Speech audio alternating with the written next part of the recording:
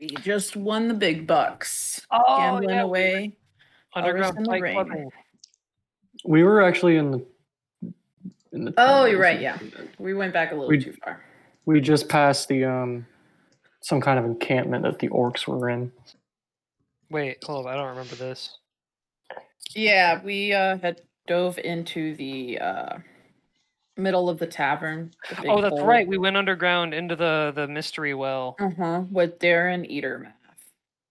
And I remember Yeah, on that's right.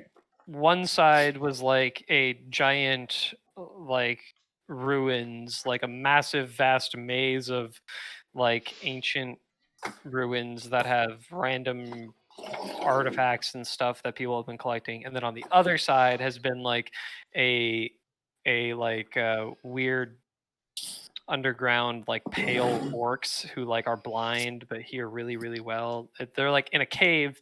They've lived in like darkness their whole life. They're blind. They hear really well, and like no one's gotten past them yet, so no one knows what's past this like hallway we went down, and we just made our way past them. I think we were being sneaky. Yeah, you made your way past. The last thing you kind of came across is you followed the sound of a running stream that grew kind of louder, and you found water carving its way through the cave, kind of eroding a path through like a river. And it was a very loud sound given the silence of the cave as you were all muffled, kind of walking in. And you were approaching what you saw in the distance. There was a much larger. You hesitate to call it a building. It's what looks to be made of bones and then leather strapped around it to create a multi-tiered fort-looking thing.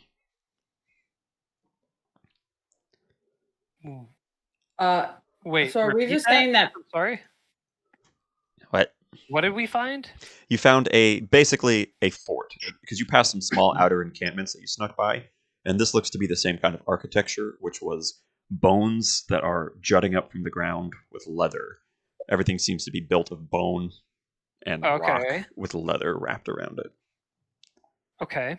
And then so you see in the distance across this kind of stream, and the stream's a waterfall falling on the side of it, and then it's carving its way through. And near the stream, you get the sense that it's louder from the rushing water. And yeah, so you see this fort off in the distance. It looks to be multi-layered, like it goes up, constructed to like levels. Out of bones? Out of bones, stone, and leather from what you can see. And you can see very dimly. All of you have dark vision except Elris. So your dark vision allows you to see in dim lit light. You can't make out color or detail very well, but you can see shapes illuminated from Silas's small little rock that he put this weird phosphorant powder on that started glowing. Are we saying that Fang just met up with us, or that he was always here with us, or how does that work? Well, you'll find out. If you guys continue, what? Yeah, you'll see. Okay. Okay, so are we sneaking past them, or wait? Is there anything like we already are past them, aren't we? You're past the outer encampments. You see in front of you now a much bigger fortress-style thing. You passed a few of them that were kind of in this outer range. Is there anything past the fortress thing? Like, can we just keep going, or is the fortress like a roadblock? It seems to be a roadblock. It's just put up in okay. It's almost like a cave system that, if you like look around, it seems to be what looks like a dead end there. Okay. All right. Well, let's go check out the fortress. Yeah. All right. So let's do our sneakiest foot forward.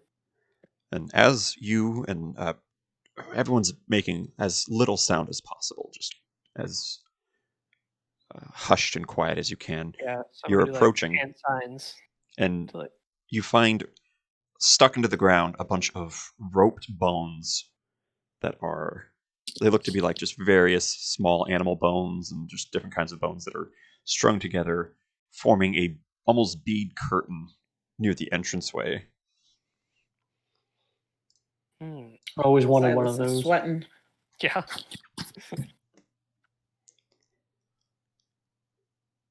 And you guys are just going to continue through the bead curtain? the bone curtain. Well, is there any other? Can we see if there's any other way in, Yeah, can we like kind of go like investigate the? investigation or? Let's see. Perception with disadvantage as you're looking around. What you see there initially is just rock. It's kind of like a rock. Like the entryway is carved into the rock. So on each side, just the cave wall is kind of coming out like that, with the fortress nestled in the center, and the entranceway is carved into the rock there. This is with disadvantage. Yeah, so Damn. you could potentially see on the Pretty nice. like outer rim of the Uh-huh. rock, like you see that there's places where the rock is scalable, and you're able to potentially get up and near it. Okay. Do we see anything at the top of it? Like at the top of the scalable part? Do we see anything? We'll say Silas was able to scale because Silas has a climb speed naturally. So Silas, you scurry up the side of the cliff wall, finding its handholds. There's not really any place to sit and stand, but you're able to get a vantage point as you're looking out there, and you see beyond the bone curtain. It's like in the far distance, you actually see a flickering light, and with your perception check, you're able to see it does look like a large bonfire far off in the distance. And you and I would Inside say the hut, right? so it's kind of on the outer courtyard. Yeah, so it's coming from it's coming from inside the hut. It's like the lights flickering out through the gaps in this leather and the bone. Okay. And you actually would hear from there. You hear with your perception check, your ears kind of point up, and broken through the silence and the sound of the rushing stream, you hear what sounds like yelling and the sounds of steel clashing, and then some grunts. Hmm. All right. The yelling, was it like painful, Sounds like people terrible, enjoyment?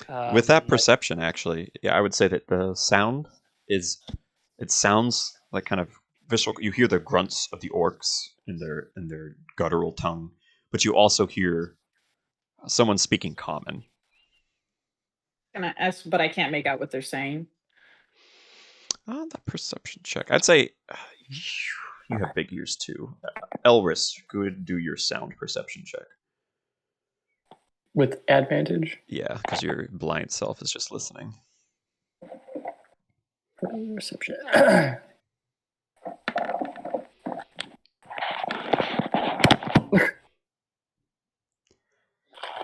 At least it's not a 1. I mean, the 23 is pretty sad. So I mean, yeah, you're 23 is hearing pretty good. grunts. It sounds like the deep voice of a man, a cry of a woman, the grunting sounds of the orcs, and the man is yelling, basically, "Stay back! Get away from her!" Seems like there might be trouble up ahead. Sounds like I got it. I kind of Okay, so I'm gonna cast Disguise Self on myself and go in as one of the orcs. Oh wait, I guess that means nothing because they're blind. You tried this last time Yeah, too. I don't really know if you want to waste a spell slot on that either. With us being down well, here, What about this? Let's how about we take Elris and his blind ass, and I'm gonna minor illusion us a bunch of orc grunts as we walk in the front door. Colin, why does it sound like you're talking through a towel? Because I'm on speaker on my phone. Ah. So let's go let's orc grunt our way through the front door, and let's just like get the jump on these orcs and try and save these people in there. Well, okay, wait, hang on. Why are we saving these people? Because they're people in D&D that are. Yeah, but there's really no Why- reason for us to put ourselves in danger for some random people that are in here to get the know- same thing we are. My reasoning for wanting to save them is because Dane put them in the world in danger right in front of us. So this is Silas. that doesn't mean I anything. don't want to endanger myself for some random person that I have no. It's bad enough we're down here at all, but Dude, we turn really back. need the gold. Shane doesn't necessarily want our best intentions. Okay. Well, Darren looks to you and kind of shakes his head as you're whispering about that. He's like, "That's cold, little furry one. That's cold." Look, Darren, not much of a fighter, okay? Too many times I've come close to death, and my teammates here aren't always the most resourceful. So He glances excuse around me. in a hushed whisper and says, "And yet you came down the well." Did for them and also for myself because I'm a potion maker and I need the gold. I'm gonna pick up Silas and be like, Oris, I I hate when don't you know. pick me up. I'm gonna minor illusion the letters SMH in the air, and then shake my head. Silas, I'm gonna be with Darren here. We don't need to be so cold. I'm gonna walk towards the grunting and stuff. At the very least, we should make a better plan. I'm gonna minor illusion some. Excuse me. So you go through the sound of these bone curtains, and they're actually very loud, and as the echoing sound of these bones rattling as you pass through kind of That was reverberates exactly my off fear. these chambers. But Important. they're almost drowned out by the sounds of this grunting and the fighting that are much louder ahead of you. And as you're approaching the front entryway of the big hut, and you see these jutting bones that form these curved, like the curved doorway and archway with the leather strapped around it. It looks almost like batwing leather. And you go in to the as you don't go in, but as you see the entryway, you see like dim flickering light of a torch, and you catch sight of a large group of these orcs fighting. You kind of see through the entryway, backed against a corner, be pushed back, is a male dwarf in chainmail armor, what seems to have a giant keg strapped to his back. And David, describe your character. Oh, what the fuck? Yeah, I am like 4'3" with long red braided hair and a red braided beard that goes down to about mid chest. Very broad shoulders, and I'm carrying I believe it's a great axe. Yeah. And you're watching as he's being forced back by two orcs, and there seems to be more kind of coming out. And you hear the cry of a woman from deeper inside, and more sounds of fighting and scuffling. Like the cries are like more distant. No, it's right inside that same room. You just can't see it through the entryway. Okay. Are they like painful cries? Yes. Okay. All right. So how many orcs do we perceive after we go through the curtain? You only see one dwarf and two orcs from the vantage that you're at, looking Okay. through the entryway. Is this like cutscene fighting, or do I actually need to do something? I guess it's cutscene now. Just as All right. I'm gonna throw a bardic inspiration to the dwarf and vicious mockery, whatever. Or Are you sure you're gonna be? Are you sure he's gonna be able to do that? We don't know who this dwarf is. Are you able to actually do that? What? Like, yeah, we know it's David, but like, I can throw a bardic inspiration to anybody I want. yeah, you could throw it to a rat, I guess, if you want. All right. could you do it to like an enemy? I, All right. I Wasting think, but yeah. resources on random people. With that, Random people. He's our party member. What? We don't know who he Oh, you're is. a player. Oh my to be God. fair, a certain amount of metagaming, because if you guys were just like, oh, let's just go home, and I'm like, well, that was an hour of content prep gone. So a certain I'm amount of not saying not metagaming to bite the adventure hooks is appreciated. Yeah. I mean, let's do it, but why? Oh, we're down here for who knows how long, and we're already busting out spells. What do you mean? We're literally at a dead end. What do you want to do instead? Just go home? Yeah, let's just go on. Oh my Actually, God. we're just gonna turn around. Okay, yeah, we're just gonna let David die. Make a new character. Why are you guys so against helping this dwarf? Again, We this look- is Silas. As Yeah, no, we're definitely. Silas in-game. has his reasons. Silas The doesn't like last war? time he tried to trust some random fucking person, he ended up dead. What? what? Yes. Talking about? Yeah, that's right. I remember that. That- Okay. Oh, I don't think was David there. No, but I've heard about it. Yeah. ended up So, dead. anyways, go ahead. Use your spells, whatever. Well, Almost dead. as Eddie shouts as Vicar shouts into the cave, into the his vicious mockery. What do you say, Eddie? Just something. Your mom's so. You just hear echoing from the cave like, "Your mom, your mom." And I need you guys to roll initiative. Am I rolling initiative or am I already in Yep, there? you're in there. Sorry, I'm still laughing at that. That's just crazy.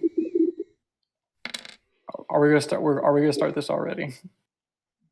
I don't have a character on the screen. yet. Not a 1. What? It's still not a 1, so we're good. I mean, I did roll a 1. I just get a plus. Oh, did Oh, you? no. Oh no, sorry, it wasn't a 1. It was a 4. I was looking at How it do I wrong. drag my icon out? Just click and drag it from the like on the right Yeah, can you click and where drag? it lists all of That our doesn't names. always work though. Yeah, I'll try. Yeah, just keep highlighting everything. I'll try it. There we go. Now I got to get everything to unhighlight. Please, please. Okay, let me figure this initiative order here. Okay.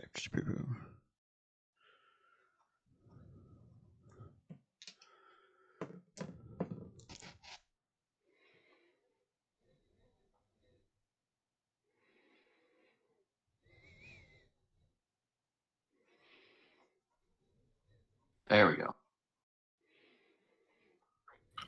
Yeah, we're 7. Torin was also a 7.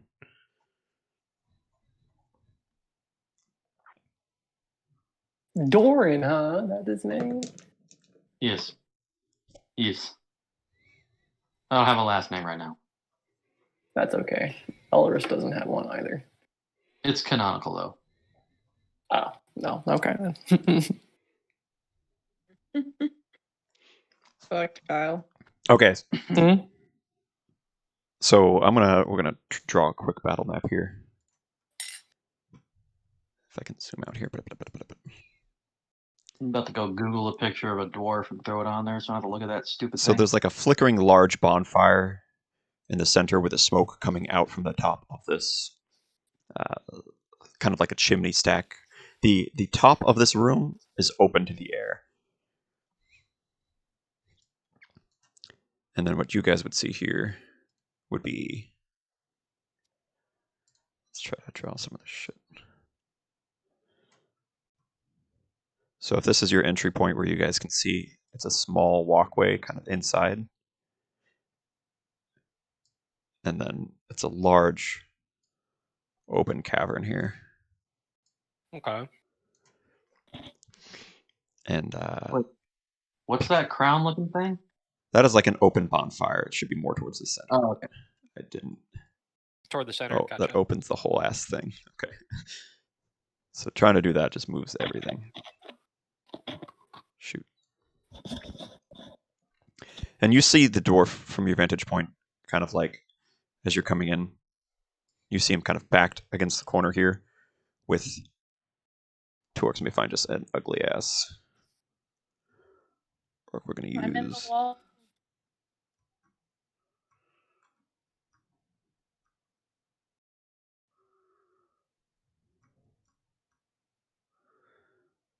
Okay, we're going to use these as orcs. They're not orcs, but we're going to use them as orcs. Crab rave. All right, there's two of them over here, and they're fighting a woman you don't see. You find, as you guys are coming in, you see an unconscious body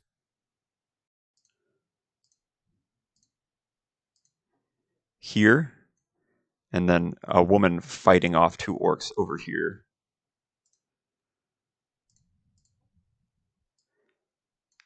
And the dwarf is fighting Wait, two of what's them. the You see woman? 2 more coming from here. The purple circles is The the woman. fuck? How many Yes. are there? 2, 3. Why are there just 2 circles? Like, is it 2 women or is that just There's her an boobs? unconscious A body and then a woman there. Oh, a Not body just women. and a woman. Okay. Yeah. So 2 are engaged with Darren there. And then so Huh. There's 7 orcs here. there are 8? 10. There are 10 orcs here? God. Y'all about to give me a fucking heart attack. Casting 1, tiny 2, hut. 3, 4, 5, 6, 7, 8. Make it And 12. there's nowhere for me to climb. Oh, One's coming God, at I'm this so guy here. fucked. And then here. And you guys approaching through the bead curtain attract 2. Let's see, 1, 2, 3, 4, 5, 6, 7, 8, 9, 10. Yeah, it's 10. Well, it was nice knowing you guys. Approaching 2 coming from this direction. Who's Barska? What's Barska doing here? He was some kind of enemy. Okay. No, that was Cody's character. I know, but why is his image there? All right. Oh, I don't know. Last time he was used as a placement for an Oh, enemy. yeah. All right, so we're opening with here to where, as you guys watch in, you see as one of these orcs is swinging down. They have these crude axes made of bone wrapped in leather. The blade seems to be bone whittled down. It swings down at the strange dwarf with a keg on his back. He catches it with his own axe and throws it off to the side. And the orc lets out this screeching howl that kind of reverberates off of the tent area you're in. And Eddie, you're up first. I fucking run away. All right, you run away. So I want to use my action to safely disengage outside this hallway. As I pass Elris, I'm going to slap him a Bardic Inspiration. Okay, so which direction? You'd be able to? I'm going Like, outside. Do I have a? Since he's running past me, can I have I have an opportunity to attack, right? you can Me? attack Eddie, yeah? Yeah, for Oh running my away. God. I'm a fucking bard. No, my whole like concept is to I drew their attention, and now I want a 300 at the goat pass in this hallway. You know what I mean? I see what you mean. So it's a strategic run away. So you're trying to hold him here in this entryway? Well, I drew the attention of at least one. They don't necessarily see us. No, because they can't see at all. Yeah, so they don't They know how much- heard from your shouting and then the bead Whoa, curtain, they saw someone coming in, like the rattling of the bones. At least 2 of them you see approaching you. You see these 2 in the center. They are a little like they're turning towards. They're kind of like swiveling between all these different sounds. And then you see the 2 up here engaged actively in fighting up in the corner. And then Yeah. the dwarf So I fighting want off 2 to- more. my vicious mockery was aimed at one of the ones that I knew was fighting the dwarf. So most of the room should have heard me. Mhm. And I want to disengage as my action. Back kind of like back here to where like I can still see like through the curtain. If any of them, like if I see an orc approaching me, I can back up further as a reaction, right? Excuse me. And I want to throw, since I know Elris is the most tank we have, I'm going to give my second Bardic Inspiration to him. So I gave 1 Bardic Inspiration to the dwarf and 1 to Elris. These are D8s, by the way. And yeah, I just want to pull the attention of at least a couple orcs through this hallway, and we can minimize the fight that way by like only having to fight 1 or 2 at a time. Yeah, we choke should him at maybe the one. entryway. I see what Okay. you mean. Mm-hmm. All right, so you run back that direction. Mm-hmm. All right, so as you run that direction back there, these 2 orcs, I'd say that you're not quite like you guys went through the entryway. 2 of them run out and are engaged. They like 2 of them move at the same time. You got 4 total moving at the same time. And then 1 makes another attack at Darren, and this one attacks the woman over there, Doran. Doran. And then they all 3. Oh, Darren's in here too. Wait, you should have disadvantage, right? Aaron and a Bardic- Doran. Vicious Yeah, Darren and mockery. Doran. We'll call him Eater The guy who Math. attacked- The guy who attacked should have disadvantage, right? Mockery. Oh, that was the first attack he did up there, the one that you saw him block. Oh, so vicious. Or did you Mockery use already another happened. one? No, I opened with vicious mockery, and I thought that this was the first attack since that. Then. No, one guy attacked. He actually went before you. Oh, okay, that's fine. As long as it did something, then yeah, that's fine. Here, I can put someone up here. This is the There woman. was so much static electricity from my cat that just touched me that like I felt it in my ears from my headphones. Wow. That it like really hurt. Okay, this is not what the guy looks like, but this is going to be Darren coming up next to you Right. there. Oh, he's a satyr wayfinder. Yeah, he's a satyr wayfinder. I used a lot of magic cards here. All right, so these orcs make their swings, and then 8 plus 5. Oh, my AC is actually 17. I forgot I get a +1. Okay, so we're working with a AC of 17 with Doran. All right, so 2 of them definitely hit here. So 1 striking Doran. Let me see. I got my little note here. So one of the ones with their hewn battle axe of bone sweeps down as Doran's defending against the one here and throws it off. A second one kind of comes, clanks off his armor, and catches him. Takes 9 damage as it clinks off his armor, giving you a bruise to the ribs. Another one comes at Elris. And Elris, what's your AC again? 17. And I can make it 18. Okay, It's so maybe. you actually, as it's coming in, the first orc makes it swing at you, and you hear the rushing approach. I think the dog's fucking crying. Marissa, do you think you can let them out?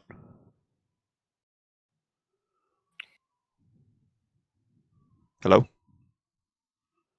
Marissa. Sorry, I was muted. Do you think you can let... I guess.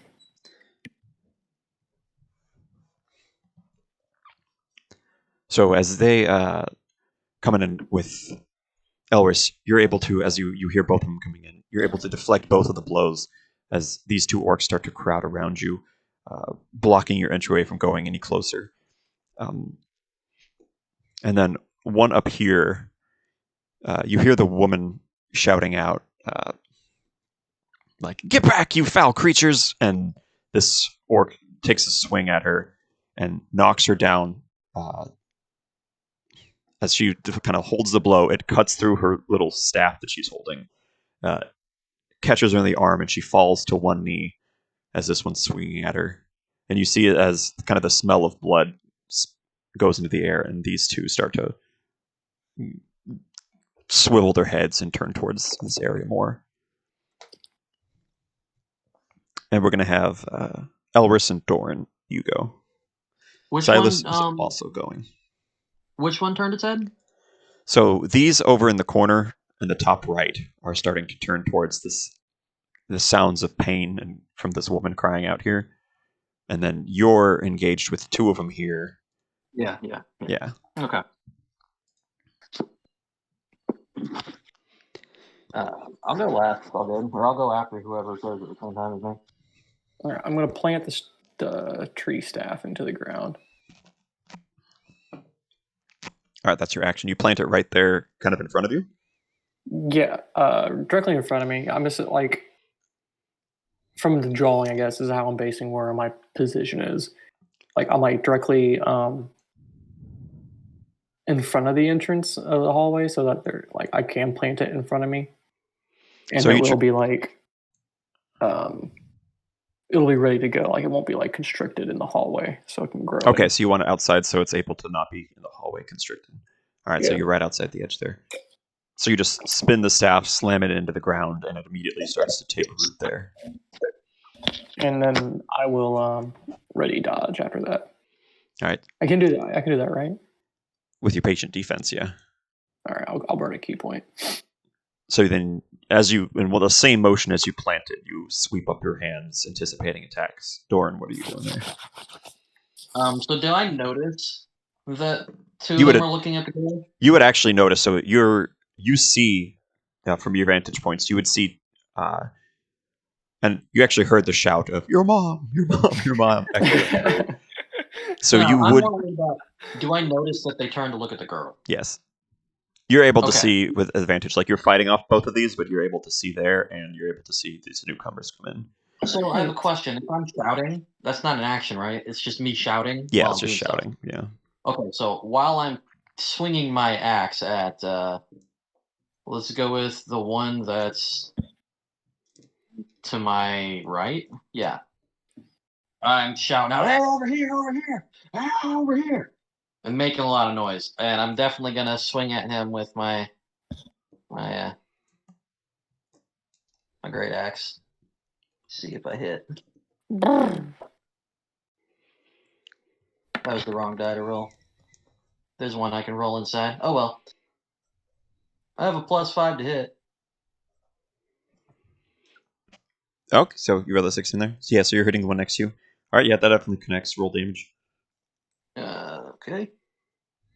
So +5 to hit means you add +5 to whatever you roll on your attack dice, right? Not the damage dice. The attack dice, yes. Oh, okay. If I roll in here, like on the in the weapon page, it does my damage, right? If you preset it, yes. Oh, I know. Let's do it here.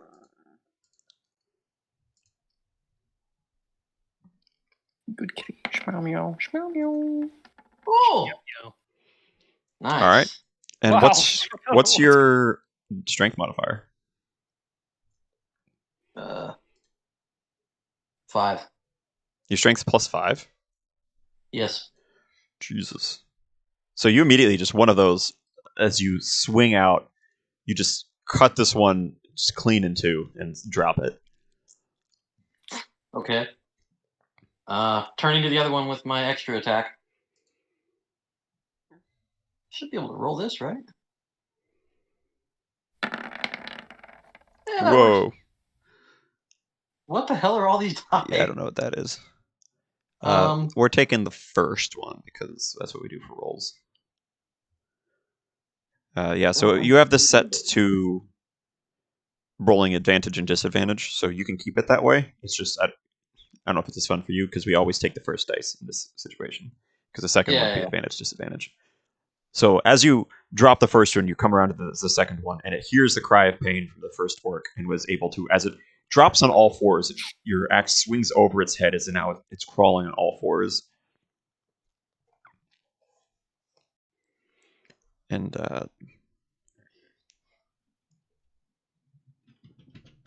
I think that's the dogs coming in. Do I hit? Don't be crazy. No, you don't hit for the You're 11. better. Okay. Wait, what if I Okay. add on the bardic inspiration? If you wanted to, that might work. There you go. Yeah, let's. I hardly ever use these. It's what, a D8?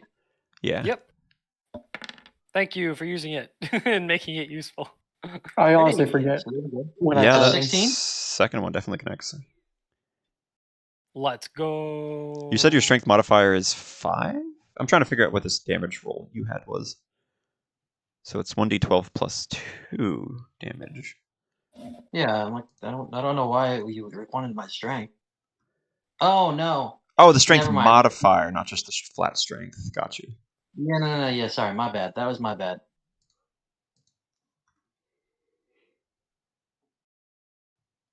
So it's +2 to the damage. Who's this goat man next to Eddie? That's Darren. I don't eat her math. Oh, okay. Sorry then. So then the first one does not drop. I have to pluck it. Whatever. The first one's wounded. We thought it was a +5, so Whatever. I'm making sure. So 12 plus 2, 14. Actually, no.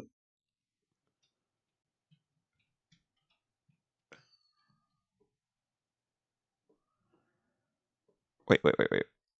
Well, the first 16 would have been a 21 because it's +5, but I rolled a 20 instead. Wait, is it? Wait, yeah. No, you actually would connect with that one. So because it's +1 from your axe, so if you roll a 12, it goes to 13, plus your strength modifier to 15. So yeah, sorry, you do actually drop that one. The second one or the first one? The first one. The second one's so you did the bardic inspiration. This +2, +1 from your axe, so it would hit for 9. Yeah, it hits for 9. Oh, I forgot the axe has a +1. Yeah. I forgot all about that. So I'll say that this one up here hits for 9 there. So, Silas, what you actually would see is There was kind of a scuffle as a lot of these orcs moved in. It was swinging at Elris. He was able to deflect both of them, and in the same motion, plant a staff, the tree staff down. Doran swung in one blow, was able to cleave down one orc, and then Are you serious? he did 15 damage in one attack, rolled a 12, and then plus 3. He swung his second axe or second strike down at the other axe, who ducked the blow. But in that time, while you two were fighting off these, the woman in the corner was shouting like, "Get back, you foul beast!" But her staff was cut clean bit into her shoulder, and she was dropped to one knee. And then these other orcs heard the sound of the kind of the smell of blood. Their noses are, and they turned and started scrambling on all fours. And Okay. Silas, that's your action. Well,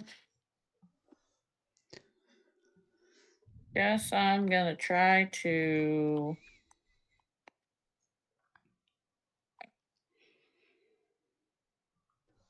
So is she dead then? She's not dead. She's on one knee there. Okay. I guess I'm gonna try to shoot some arrows in that direction with a vial of alchemist fire attached to it. I think you cut out. I said I'm gonna attach alchemist fire potion to my arrow and shoot at one of those orcs that's wailing on the lady. I hope you critically fail this roll and just shoot the lady. Well, that would get us out of here faster, I guess. I suppose, yeah. So I would Can I do say that? you could probably hit the one closer. Probably not the one directly that just knocked her down, but these two running towards her. I'm hoping if I hit at least one of them, they'll be like, "What the fuck?" and kind of buy her some time. Let's see. I think it might be because you're trying to shoot through all three of this, and there's a tree in your way. See how these two blow There's out a orcs? tree. Elris planted a tree, so I'd say you Oh. could do actually. So if you wanted to run up the tree, that's not Yeah, grown yet. I'll do Sorry, that. it's not grown yet. Oh my I fucking guess, god. yeah. Well, won't Yeah, it he take just some planted time it. anyways for me to attach that thing? Because didn't you say last time that I can't do that in one like motion? Yeah, I think if you want to try to attach it to the bow there. Yeah, so I have time. I think it's disadvantage trying to shoot through all Oh this. my god. Yeah. Because you're shooting through all this at a target that is at a distance.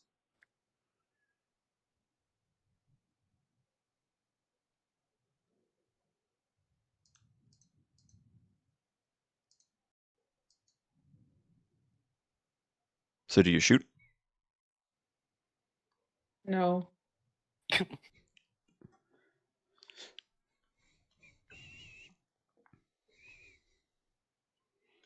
I don't know. I'll disengage. Disengage? Mm-hmm. All right, so you're able to now move. You can like slip through any of these guys and move. And remember, you have your little movement that you can double move in one turn. Damn. How long does the tree take to grow? Next turn for Elris, it'll grow to full size. So it's like you watch as it's slowly sprouting. By the time it comes back to his turn, so about 6 seconds, it'll be full size.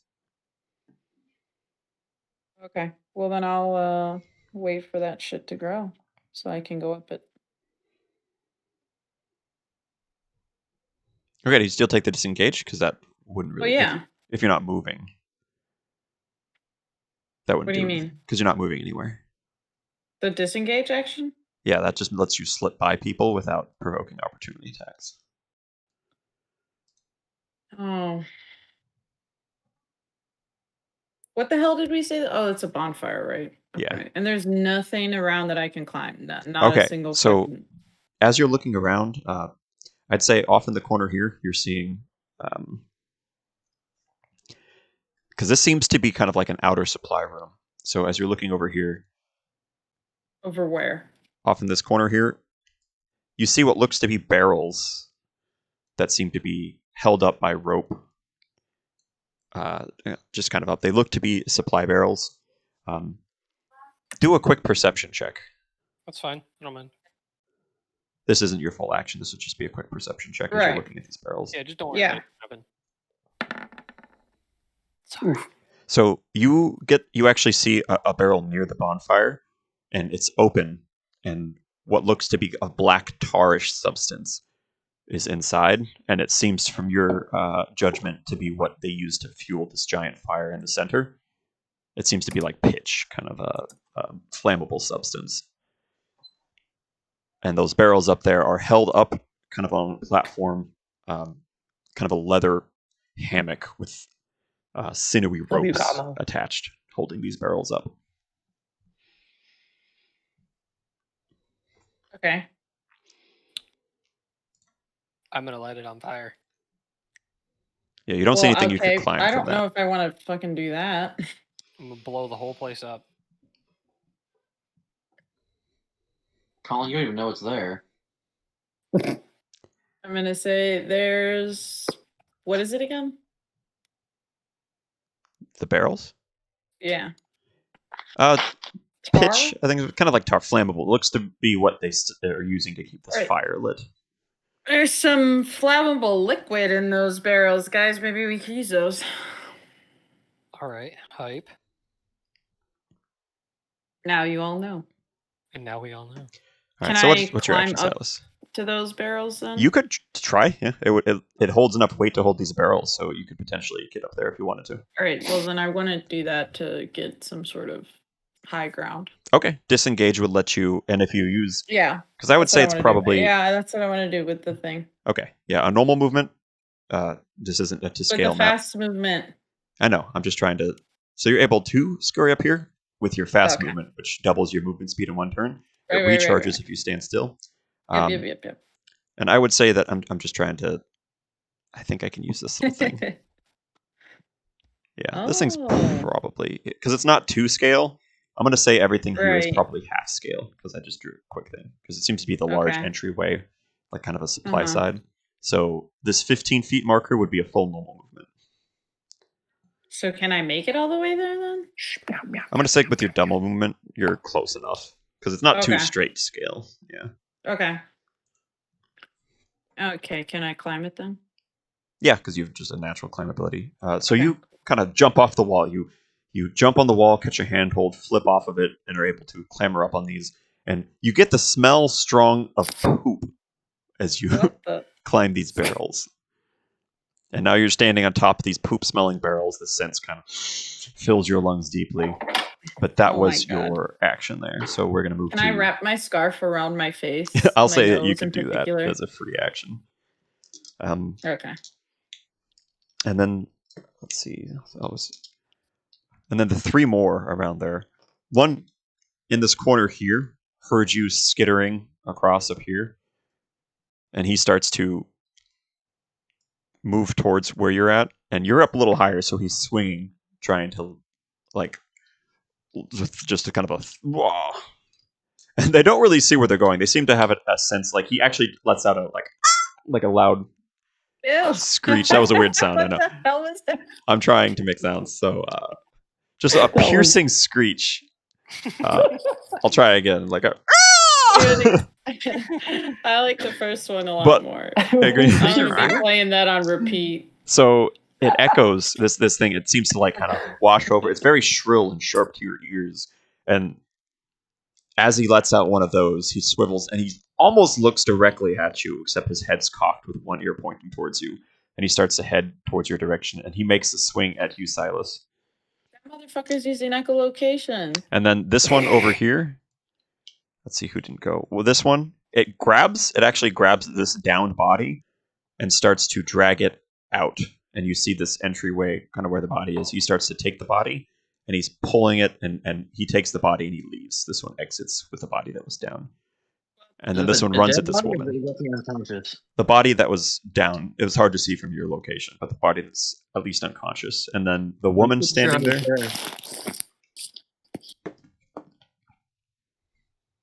What's your AC, Silas?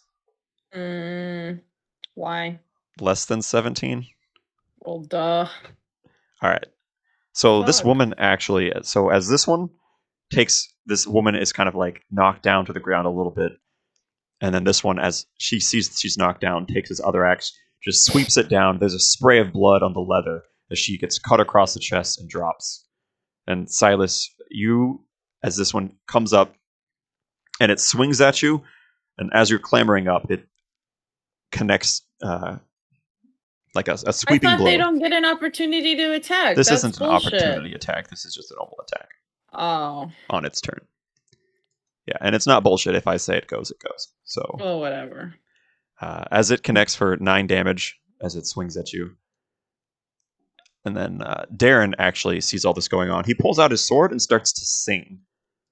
And he slides to the song, and his sound, the singing is this weird melodic sound. Eddie, you recognize it as distinctly elven. And he stretches, I guess. What the fuck? Oh my god, what's he doing? Stretches, I guess. I can't control. Okay, he's long now, I guess. So he runs up next to you, Elris, in the gap that left. I don't know why he's stretched. Elris, be grateful you're blind. You don't want to see this Oh monstrosity. my god, look at Kyle's camera. That's what Oh, never happened. mind, He's it stretching stopped. too. I'm stretching too. All right, so he comes up next to you, and while he's singing, he actually makes his own sword attack, and the song kind of vibrates with the hum of the sword as he swings it down. And yeah, he whiffs that. How cool to whiff! So he comes up next to you, Elris, and trying to fend off the one you're engaged in, focusing on defense. The orc jumps back as it lets out another piercing scream as Darren comes close. And then the last couple orcs move. These Wait, ones how here. much damage did I take? You took 9. Oh, you didn't say that. And then this one. Let's see. So this one, she's already down here. So this one runs towards where the two of them are here for the sounds of the fighting. And this one comes up closer to where Darren is. Or Doran. Doran. There's a We need to Darren kill on the Darren, floor. guys. You killed Darren, There yeah. can only be one. All right. No, it's back to the top of the round. There's the one orc that you actually fell, Doran, so that's off. So, Eddie, it's your action. How high up is the ceiling in this room? There is no ceiling. It opens up. It's a surrounding. But I thought these barrels were up in the air. They're not attached. They're attached to the wall. They're almost sewn, like attached.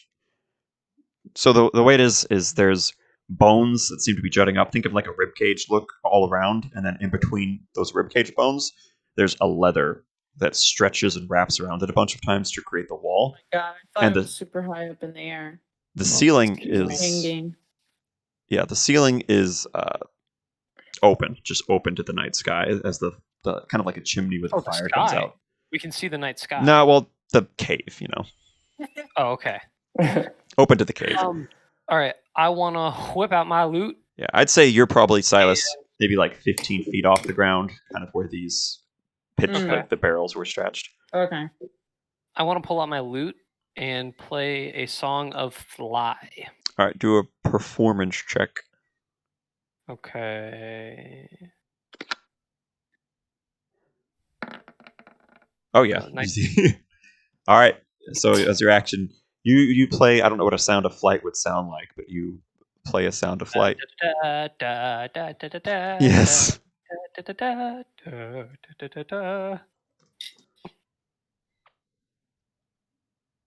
Sorry, that was all.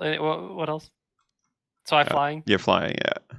Okay, so I want to make my way kind of like up into the air, and I'm gonna try and make it to those ladies who are getting messed up. Who are getting messed up, he said. All right. I think fly gives you a speed of 60 feet.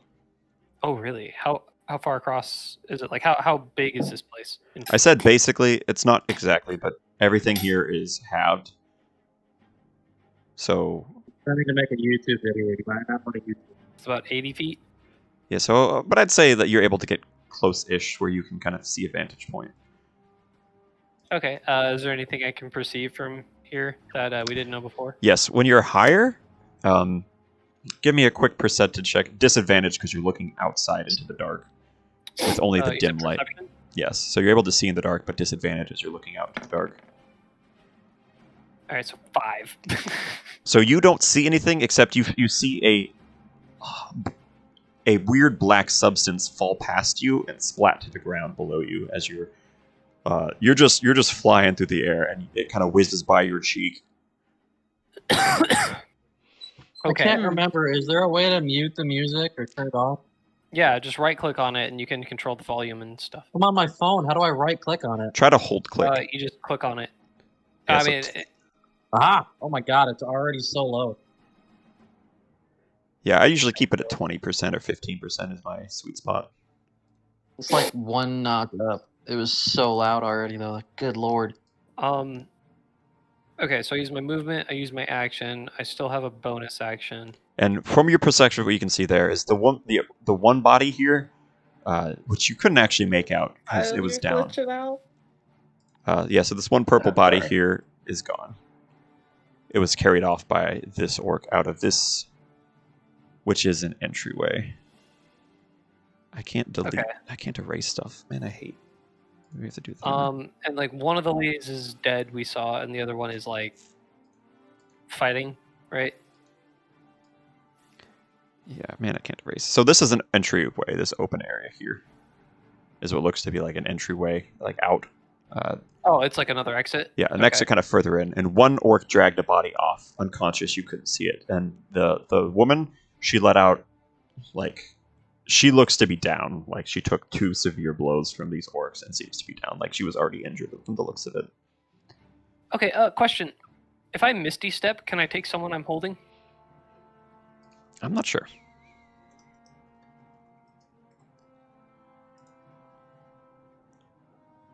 No.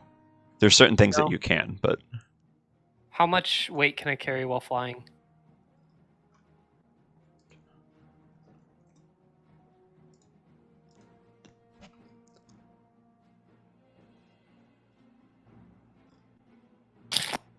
honestly, I don't know. I would assume it's the Let's see same. here. I don't know. I couldn't imagine it being any more or less. Yeah, I would say it's probably just your own. Your own, because it says you get a flying speed, but it doesn't say anything about that. So just your own strength. So, Is I he mean, even alive do you think anymore? it'd be possible for me to carry that woman while flying? I would say it would weigh you down, and you would move a lot slower. But I Maybe could there. like go above orcs. I would say think? that you kind of fly up to it. Yeah. Okay. All right. All I have left is a bonus action, so I'm going to throw a bardic inspiration at the lady. Oh wait, she's downed. Yeah, she's down. From looks at it, you see as she has this pretty severe gash, like through her. She's wearing this white cloth robe. Her staff that was wooden is cut in 2 pieces, and she Mhm. has a deep cut on one shoulder and then another one kind of across the belly. She is out bleeding. Okay, I'm going to throw a bardic inspiration to Silas then. All right, Silas, you have a bardic inspiration, Yeah, that's fine. and then But okay, I'll What? take it. No, I'll take it. I was going to say I haven't given you one yet. Okay. All right, and that's basically my turn then. all right. So this orc to the south of Doran, and the one to the east doesn't see it, lets out another kind of shriek, and this one sounds a bit different. It echoes. He looks straight up to the sky, and it echoes up, and that's his action. This one Mm, runs towards Doran, makes a swing at you. Woo. one? Excuse me. The one right to the south of you, who is right next to you. It makes another okay. swing at you, Doran. That was so close to a crit. You take 7 slashing as you're still like in the midst of the one that you downed before and fighting off the other one. It comes in for another swing at you, clanking against your armor but bruising you for 7 damage. And these 2 fighting one makes a swing at Darren, and one comes in at Elris. Darren takes a pretty severe cut, and he's wearing just this very light padded armor, and he absolutely gets pummeled as this one comes across and smashes in. He stops singing briefly, and then his own takes 9 damage. Let's see there. And then the one at you, Elris, You're able to, as it comes at you, you're able to deflect as it's coming at you, meaning that it is now Silas's action. Okay. So, can I cut this barrel You could try. and make it land on this fucking orc and then light it on fire? What you see is it looks to be the rope holding up. So there's 2 ropes, and as you're looking at them, it looks to be sinew, like not rope. It looks to be tendon-like material, organic, stretched and attached to the leathery wall. And you're actually standing on what looks to be like quite a bit, like 6 of these big barrels. So if you cut one, it could crash the whole platform you're standing on. And But I release can all the hang on barrels. to the platform, can I? It looks the platform if, is like if I a. cut. You could hang on. I'd say you could hang on to the tent probably because the platform itself Right. is basically a hammock of Yeah. the tent material. Yeah. But I mean, if I cut one side, there'll still be one other side attached, right? Yes. So they would probably. Yeah. So that's what I'm hoping to do is cut them so that they go onto this orc and light that motherfucker up with my alchemist potion. Fire. Okay, I'd say cutting it might be an action. Go ahead and But me a- can I toss my potion as a bonus action? do you have one from your? Is that your class feature one? What do you mean? Is that the one that you made from your?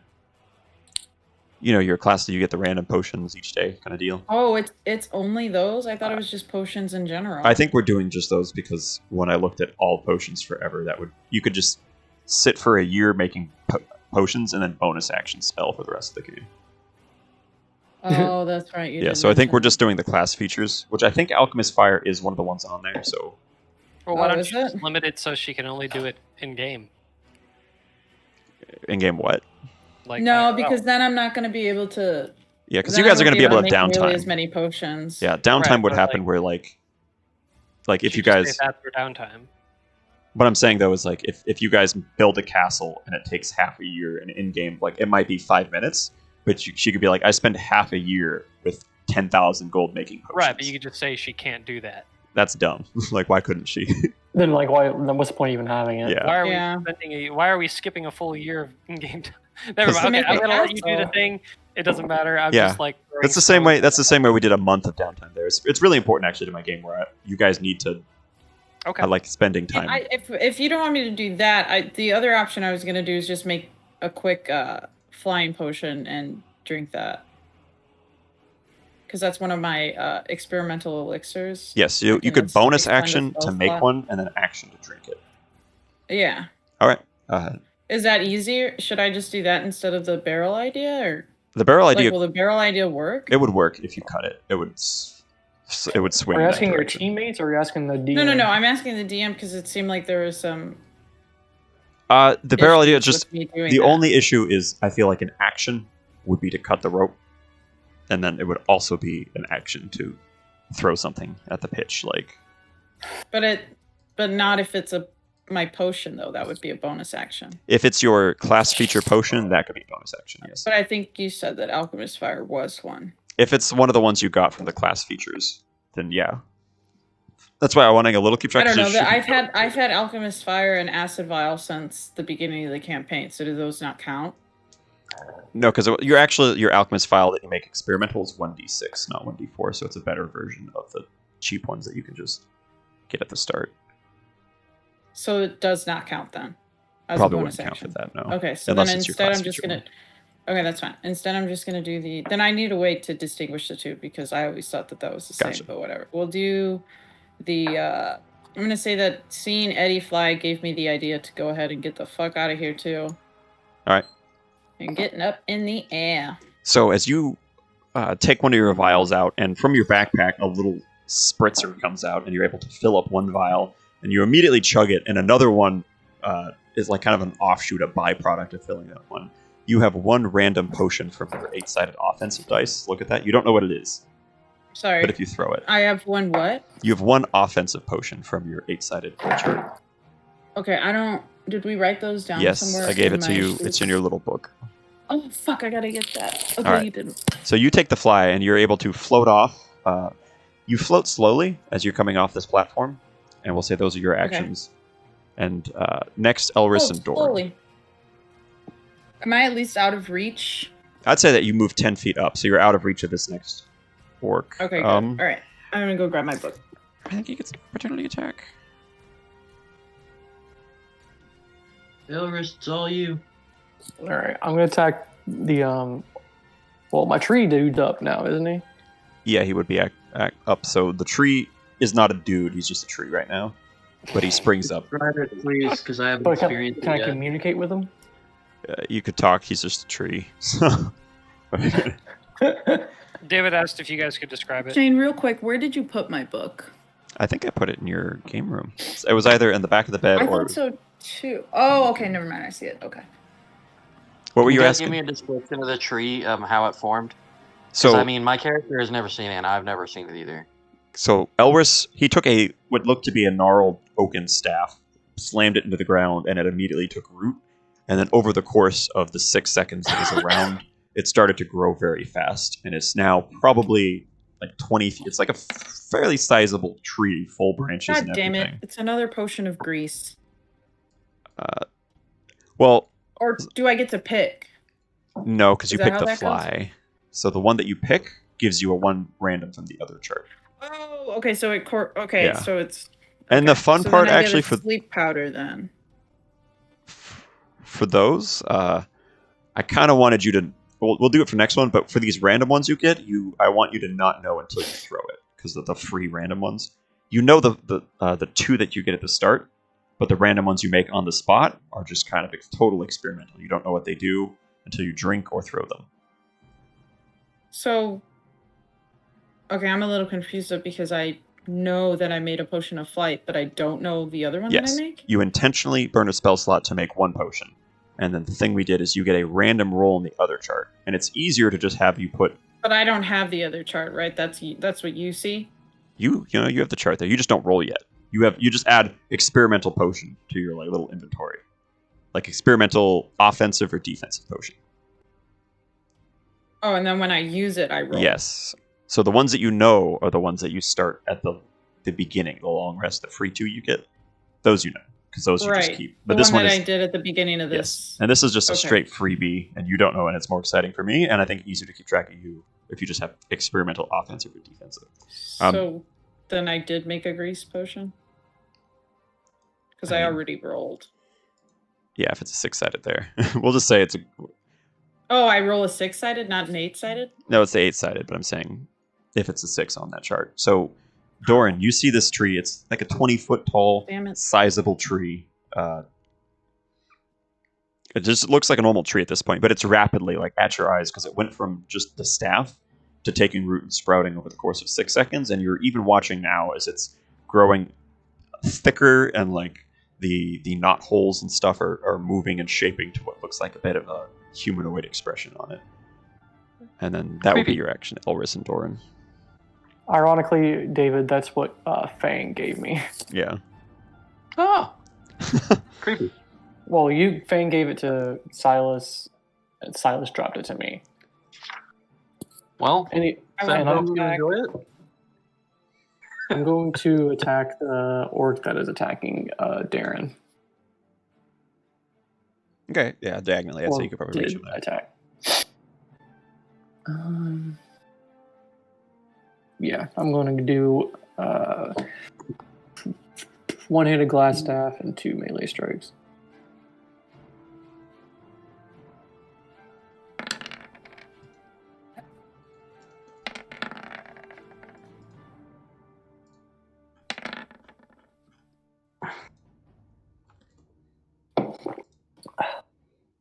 So that's all your hits there. But Yeah, that's all my attacks. Gotcha. Do you have a bardic inspiration you want to use on one of these? I do think, yeah, I'll go ahead and use it on the one that rolled a 10. Okay.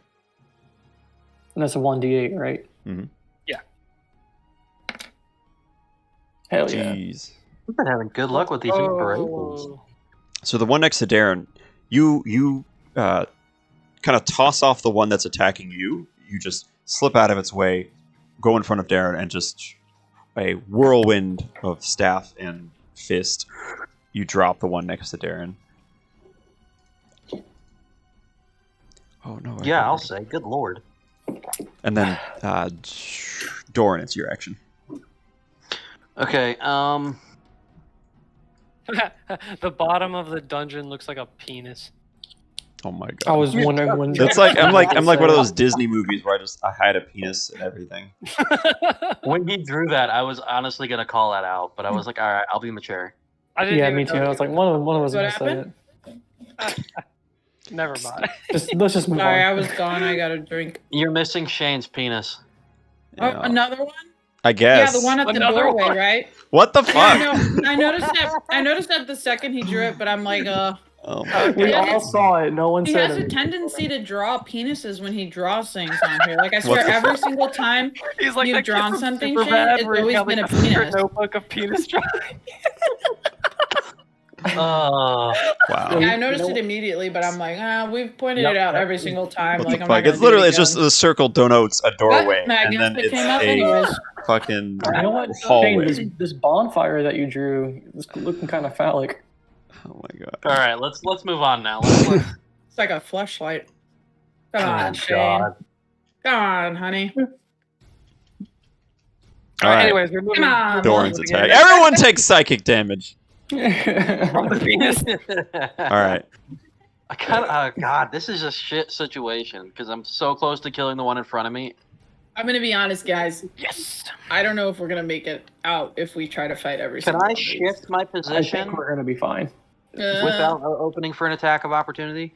Disengage is an action that allows you to move without doing it. You're focusing on moving away from things. So if you disengage, it Well, I don't burns your want to move action. away. I want to shift my position so that way I'm standing in front of the one and to the right of the other. I don't know how to. That would provoke hang like it there. yeah. Anytime you're trying to move, that would take a disengage to shift there if you're trying to get there. Yeah. But it's just like that would be disengage because even just moving there, I would say if you attack this guy first and then move, you could probably. Would I still get my extra attack? If you drop this guy, then Okay, yeah, good. I'd say Then you we'll could go with that. probably break it up a little bit. All right, then we're gonna go ahead and attack that guy again. I fixed my die, so it should only roll one. You okay, Leia? No. Yeah, Dad.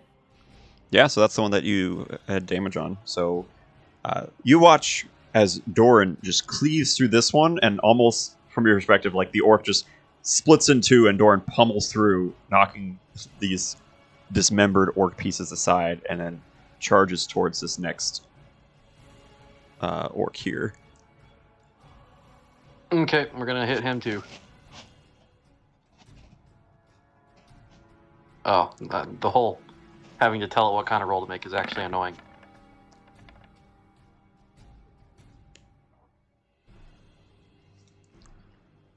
Yeah, so as you're charging, just like a raging bull, you like slam up against this one, and in the same motion, uppercut it with your axe, and it lifts off the ground a little bit, wounded, and lands back, bearing its fangs at you. And it Yeah. looks to have a pretty grievous wound on that one. And then next are Sick. these three. And this one takes the woman and it starts to drag her off. Oh yeah. During all of that, I'm still hollering and yelling to try and attract attention to myself.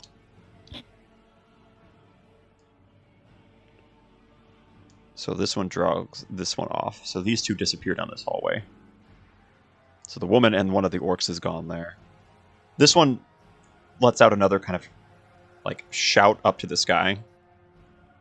And Eddie, you feel and hear a piercing screech that is similar to these orcs, but much louder, coming from above you. It's a flying orc. Okay. And And above me, is there like a ceiling? Is it like Remember- rock? remember, above you There is no ceiling. open to the cave wall. It's like you're just in a circular tent area with the ceiling being way open to the cave above you. Okay, so. All right, weird. And that would be this one attacking. All right, so this one comes at Silas, and it's kind of confused as it's letting out its kind of like shriek. It's looking around where Silas would be, and it's lost track. And it starts to move away towards these other ones here. This one comes in at Elris.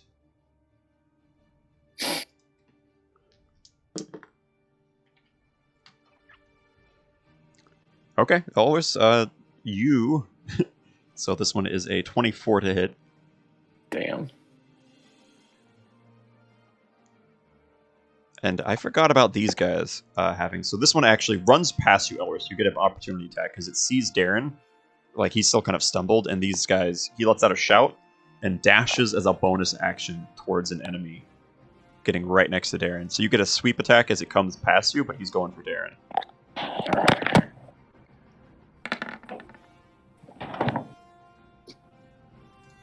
And that means this guy has a bonus action as well. He runs here, and then his bonus action, he does again, running towards Doran. Sorry, I had to do something. Do I get a bonus action? No, these orcs, I forgot one of their abilities, to be honest. Not as it approaches you, it's just when it leaves your area. So it's now rushing up towards you, making an attacks against you. Oh. And Okay. his attack comes down, and it misses, like it clanks off your armor as you're kind of like, it scrapes against your chainmail, and just causing sparks, and then you like throw it off. And then the one coming at Darren, as you sweep by it, you crack it in the back, and it growls as it makes a lunging sweep with its axe towards Darren, not Doran. Jesus.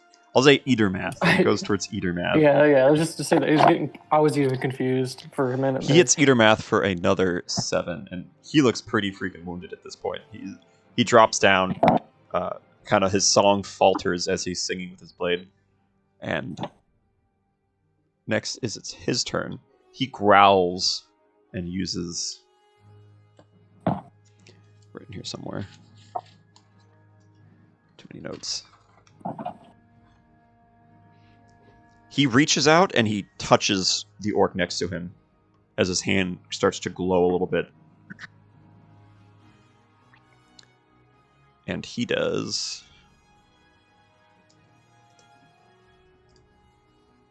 By the way, you did say that one of them hit me with a 24, but you didn't roll for damage.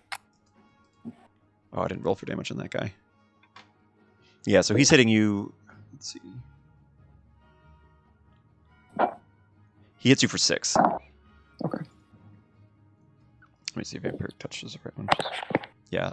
So you watch as Darren reaches out with his hand as it's glowing and grabs the one that just like smacked him the first time. And he does 16 damage to it, necrotic. And you watch as the orc just shrivels. Its translucent skin, almost like it's being dried out and desiccated, shrinks against its body as its muscles kind of swivel. Yo, what the fuck? And My character seeing this literally says, "What the fuck?" and he regains half of Sounds a that. lot like Fang. Excuse me, he Right. regains that? He regains half of that health. Damn. Dude, So then- magical. He gets up, you watch as like the wounds are closing with some smoke, like smoke kind of sizzles off his skin as the wounds start to reknit. And Naruto. the last two, which was the orc up here, and I think one of the orcs ran off. I have to cut these guys. I forgot I have to mark these guys off because of... Yeah, sorry, I have to mark these guys off. Eddie, it's your initiative, except you're watching as... Let's see. So you watch as the screams get closer, and 3 giant bats swoop down and are now swirling down towards you, Eddie, as they're flying down. They're bats. Okay, what can I perceive anything about them before like I have to move? You see that they're coming down towards you. One looks to be going towards this orc at the top. One comes for you, and the other seems to be going for Silas, as Silas is kind of floating off the ground. Okay. Hold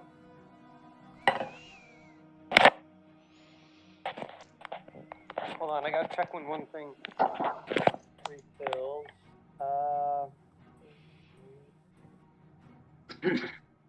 Okay, I'm gonna cast command on the one coming towards me. Or if I move, like, will it get an opportunity attack? Like, is it that close? It's not at you. You move first. So they came in, but you're able to Okay. move first. Command wouldn't work because they do need to know your language. Okay, and do I see anything additional happen to that lady who is downed? They were both dragged away towards that exit. Okay, I might as well help everybody else fight these things before I worry about them. Okay, I'm gonna go over to David. What's your character's name again? Doran. Doran. Okay, I'm I've gonna ruined it by fly having over, and I'm going to I'm gonna cast Shatter on the group of orcs that are next to Doran. What's the range on that? 10-foot sphere. I would say you could probably target in a way that would not catch Doran. Because he's too Okay. angled there. Whoa. What are all those dice? Everything that needs to happen for Shatter. Why are those dice when it does 11 damage? But I think it's like multiple D whatevers. I think it's like multiple D4s or D6s. yeah, 3d8. The Or attack roll 3d8. doesn't happen, so they just need a versus save. So 2 of them, Constitution saving throw. Constitution plus 3, 14. So the save is 15? Yeah. Oh, okay, they fail that save. Okay. I'm doing So that. they take 11. And so the one that Darren was attacking, Doran was Doran. attacking. This is going to be Elris and Silas all over fucking again. And then I'm But going to worse. closer to Doran. Look, Darren isn't going to be with us forever. Doran's going to kill him. That's true. Doran's gonna be with us forever? What the fuck happened to Fang? And We'll my, get there. my bonus action, I'm going to throw another Bardic Inspiration. Golly. Okay, so 11. One of these is damage. I think the one... Doran, did you damage one of these two with your attack? You did. So this one drops. As this just explosive sound rattles, and some of the sand in the pit here, the small stones, just echo up as this thunderous blast. And it actually... They freak out from the sound, and this one holds its ears close as it's like long bat-like ears, and now it's gripping them, and it seems to fall down to its knees with this explosive sound. Nice. And now the bats come down, and you actually see, Eddie, as it's coming down, the bat is carrying an orc riding on it as it's flying down towards you. And Yo, what the hell? the orc, as you're looking at it, its eyes, it doesn't have eyes because it's just skin pulled over where its eye would be. And then it's missing one of the bat. Like one of its bat-like ears was cut off, and then branded into the center of its face is a weird pattern of an eye just seared onto there. And it swings down, and it's on this bat, and it comes by you, and it whooshes past, just flying right past you. And so it's still in the sky, and it comes down at you, makes an attack with a spear. What's that? How can it see me? It doesn't see you. Oh. I mean, if Okay. you wanted to be technical, it has blind sight 60 feet, so it shouts with its weird piercing screech, and then as the shout, it looks towards you, and as it swings by you, its first spear attack misses. It comes by you, and it puts out a spear and tries to stab at you, and it flies back, and it just whoosh goes right by you really quick. And the spear that it left manifests, as it makes a slash next to you, the slash misses. But in its place, it almost leaves an after image of a shadowy spear. And the shadowy spear makes another attack at you. Okay. And that one actually hits.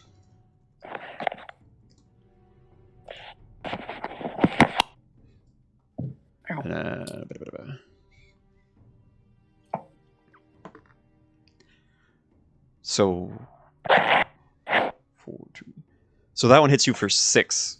So as the spear carried by this orc flying on the bat, as it swings by you, as it misses, the shadowy spear left behind, almost like you're looking at the bat as it flies away, and you look back and the spear is still there, almost like a weird after image of it, and it reaches out and stabs you and hits you for 6 damage as you're kind of surprised by this spear floating in the air. Okay, cool. And that means the one next to this one, the bat actually comes down and picks up this one. This one jumps onto the bat, and now it flies back up. So now there's 3 bats with orcs flying around you. The second 3 down here.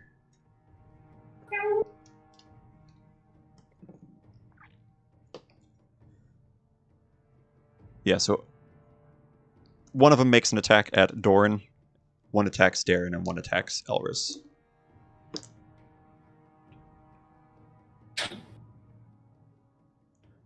Doran, you catch it on your axe, throw it to the side. Is it a miss? Yeah, it's a miss there. Okay, so I'm gonna use I'm gonna mispronounce this because I'm not good at this. Repost. Oh, yeah. So when a creature misses with a melee attack, I can use one of my reaction and one of my supremacy die and make a melee attack. As long as that hits, I get to add the supremacy die to the attack damages roll. Okay. Hold on, gotta scroll up. So while you're doing that, the other one comes up. Elris, as you were focused, like pummeling the one next to Darren as it swung by, the one coming to your flank, you feel as this kind of like bites in, catches you. Oh, the tree's full on the next. So this tree's almost growing full, and this axe kind of swings by you, catches you, and then thunks into the tree. And you get cut for 4 damage, and then the axe is kind of stuck in the tree here. Is that with your +1? Yeah, I threw in the +1 to add there. Okay, but +1 plus your strength modifier needs to be. Yeah, added. that's why it's 3 down there instead of the bonus damage being 2. Yeah, I'm just trying to So think it the doesn't attacks. hit. If it hits, I have to add a D8 to it. Okay, if you rolled an 11, +1 plus, because I'm not sure if all your math is on here, because your strength is 2, so it should be +3 to the 11, so that's 14, which would hit. So yeah, that hits. No. The 14 is the damage. I know, but it would be. See how it is only a 12 of the attack roll? You rolled an 11 on the dice. Right? So if you rolled an 11 on the dice, it should be +1 from your weapon, +2 from your proficiency, and then +2 from your attack. So you should have a much higher. Should be +5, I think. +5 to, or +6 to all of your attacks. No, I rolled an 11 on the 12-sided. Oh, it's the damage. Gotcha. So no, that would miss. Yeah, I rolled a 12 on the hit. Gotcha. Okay, so it already put on all the math. Gotcha. So Remember, no, you have that wouldn't Bardic hit. Inspiration too. It would not hit? Okay. Oh, if You you have have a Bardic Bardic Inspiration. I used mine already. No, I Unless gave you you gave me second. another one. Oh, Yeah. yeah, sure, I'll use that then. I give you 2, Okay, you Silas 1, and Elris 1. It's another D8, right? Yep.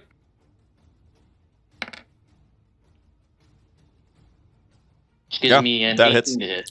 So you're Right, as this and then I roll one. a D8 for the damage. Yeah. So as this one Add comes that back. onto my damage. 18. So geez. So as this orc comes in, almost like it comes into attack, and you're catching it on your own axe, and it's like this struggle as it's pushing down on you, and it gets closer and closer to your face, and you're like it's leaning in with the blade close to you, and as you're struggling and failing to push it off, Eddie's inspiration just kind of fills you with this weird surge of strength, and you throw it up, catch it around like you lock the sword with your axe, toss the sword aside, and then decapitate as this orc just falls in front of you. Go, dude. And That's gotta be Silas, a your badass action. cinematic So Silas, as moment. you're kind of floating up through the air above your barrels of pitch, Silas, make a quick free investigation check.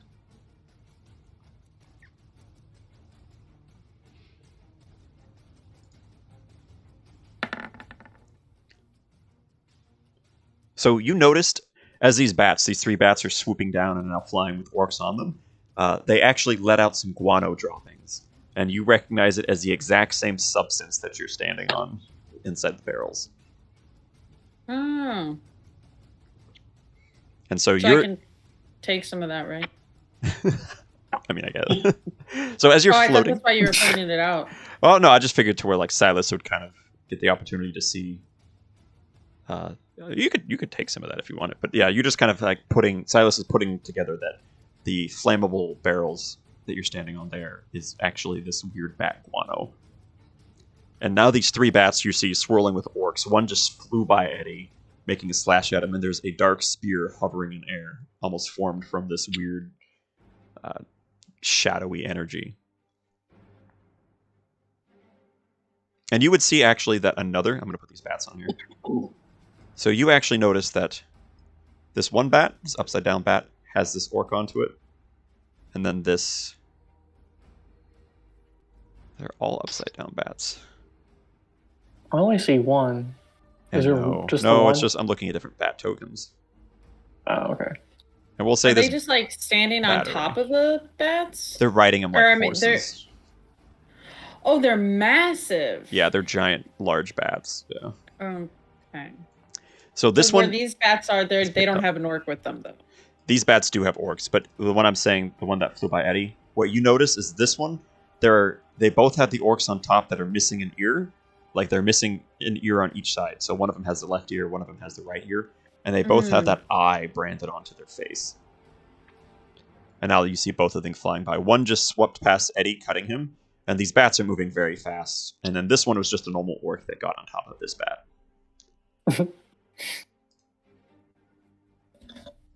And now it's my action. Yes. Okay. Now can I try to light one up? Yeah. Okay, let's do that.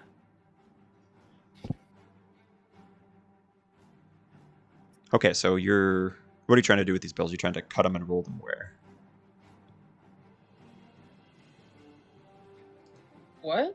No, I was gonna use my arrow. Okay. Like to shoot at a bat and then light it up Light it up like... with my alchemist fire. Gotcha. All right.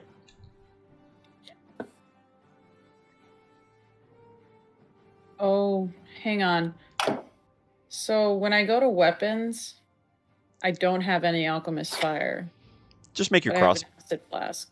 But then when I go to my inventory, I have an alchemist fire, but I don't have an acid. I'm not sure. It could be with your bonus rolls. I'm not sure what we got for your bonus rolls, but we'll just say one of them Yeah, was I can't alchemist fire remember. because it's on your... Yeah, we'll just have to figure a way of bookkeeping that. Yeah, I just hate having them in 2 locations. I think we'll just have to rename it to Silas's fire or something. It's a special one, the one made it by your class Okay. feature. It's different Oh, than the other ones. So Excuse I me. just use my crossbow then. We'll say that, yeah, just use your crossbow. We'll say that you got an alchemist flask attack to it.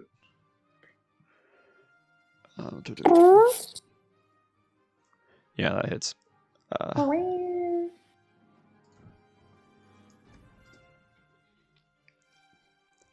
And so, which one are you then I gotta attacking? roll my alchemist fire. 1d4. Your special ones are 1d6, so we're gonna add 2 Oh. to that. It's okay. We'll just add 2 to that, so 4. Okay, we'll add 3. All right. I like to roll, make sure it's the right dice. It matters. Gotcha. So, which one are Stop you? laughing, Kyle. I'm gonna hit the special guy, the one that has 2. The one that is They're yeah. sharing an ear. Okay, the one closest to you, because the one flew by Eddie and is now down towards the bottom left. So as your arrow streaks through, and it carries this glowing green-blue after image as the alchemist fire kind of trails it, and as it smashes into this bat, it kind of and it starts to catch its fur alight, and it seems to be moving, like spreading along its fur slow. It's like this weird fire that clings to things, almost like it's sticky. And the bat starts to screech louder, and the screech reverberates through the whole tent. And now this one's on fire as it's like flying around. And do you take a movement? No, I think I'm gonna stay here. All right. Well, no, because I'm in the air now, right? Yeah, you can get a float. And your floating speed is 10 feet, but you can combine that with your like running and climbing, so you can kind of like mix running, climbing, and flying. Okay. Maybe I'll go next to Eddie because he's flying too, right? Yeah. We high five in the air. Yeah. So I'll say you actually, because you stood still there, so you got to make your running. But you recharge your running. So I'd say what you did with that double speed is you actually are able to run along this wall with your climbing, and it kind of your flying potion lets you climb with more ease. So you're running along the side of this tent wall, gripping it with your claws, and then you kind of lunge off a little bit, and then start to catch, almost like you're an astronaut floating, as Okay. you float into the air over here, closer to And then I Eddie. slowly float past Eddie. Eddie's moving pretty quick. Eddie's fly. Like your free potions are like 10 feet. I think the fly spell of a 3rd level is 60 feet. You're zooming. That's wild. Yeah, because that's a full flight Oh, spell. crazy. So he's Okay. zooming, and you're like floating astronaut style.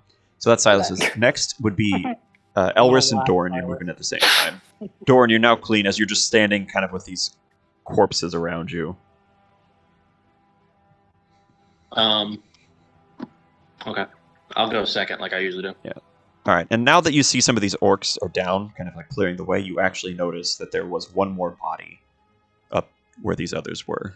You see a crumpled form that's smaller up near this area, and then the other two, you see the drag marks as they were pulled off to the upper right. Okay. All right, Elris, what's your action? The tree for yours, just so now Doran, you actually are watching as the branches rustle from this full-grown tree, and then these two massive boughs just drop, and it's these two gnarled, what looks like arms with bushy, leafy branches at the end that I could gotta be go to the fists, and then the roots like clamber up, and the tree starts to move very untree-like, like it's shaking in the wind, but much more dexterously. I'm gonna speak to him in Sylvan. Be wary of the fire in here, but help us with these bats that are flying around. Like looks up, it makes this wild swing up Can in he the even air. reach him? He makes like a swing. He's 20 feet tall, but as they're flying like pretty high, they're attacking Eddie, who's like 60 feet in the air flying. Oh, okay. So he's making Um, like this kind of like it's not its action, but he's like kind of swatting at the bats but he's not even close to reaching those up there. Okay. I'm gonna tell him to protect. Go to the body over on the other side and protect it. Okay, so he actually just rushes from now. He starts to just. He's moving about 20 feet, so I'm gonna put a tree on here. I think I have just an environment really quick.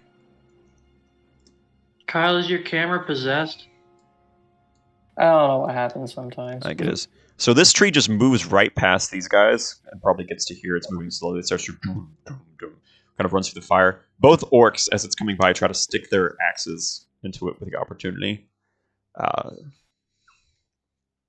One just clunks, and then it hits the tree for 9 damage. The tree just runs off with the axe stuck in, like the other axe got stuck inside the wood, and now the tree's running off. Didn't even seem to notice as it has one axe stuck inside of it as it's running towards where Elris directed it to. And that was these two orcs' reactions. Doran, your action. Is my action the tree? Like telling him No, what to do? sorry. Yeah, Elris, you still get your thing. Okay. So there's a orc in front of Darren Eatermath, and then there's two next to me. Still. Yes, kind of like hemming you in there. All right. Can I split my attacks up? Am I able to do that? Yeah. Okay. I don't think either of these have been wounded, have they? The one next to Darren has been by vampiric touch. Oh, I thought you took that one down. Oh, I think I did. That's a new one that ran in there. So yes, okay. the one that ran next to Darren took 7 damage from your smack as you ran by. Okay. I'm gonna hit the one directly in front of me with my glass staff and my melee. What did I roll in that melee strike? And the one to my side, I'm gonna throw a melee strike at. Or I can stack stunning strike and flurry of blows, right? You can. If You I can wanted actually to. stun on every flurry if you want. That's to. right. Yeah. I'm gonna use a flurry of blows to the Gotcha. one to my side, and these are. So this is my extra attack would be Flurry of Blows, right? You have an Or do I attack, get an attack, and then if you use flurry, you have 2 regular melee strikes. Okay. So your 2 little martial arts strikes, and then your 5th level second attack, you get 2 attacks. So here's the melee strikes at the orc. And I don't have any. Dang, bardics. 2017. Okay, so who you hitting with that? The last 2 melee strikes are going to be the one to my side, and the glass staff and the first melee strike is going to be the one in front of me. So you just do like a Neji style rotation. You just spin, just hitting hitting these 2 in front of you. The one to your right takes just drops. I think what was that? 8, 7 It's 15. drops, and then so as you're spinning, just colliding with this one, you he spirals as he spins off, being struck by this. And you land with your staff, striking the one right in front of you for 7. So then these 2 orcs are down. And then, Doran, your action. So are any of the bats currently on the ground or within reach of someone on the ground? Probably not. This one came, swooped this guy up, and I would say actually this one probably. Excuse me. I'd say because this one is picking up this orc. He uses action to get on the bat, but since everything's happening very fast, I'd say that Which one is that? the one to your upper right. So the one by the wall. Yeah. Okay. I'm gonna move up to that one, and I'm going to go ahead and. Do I just want to do a basic attack? Yeah, we'll just hit. We'll just attack. Go away.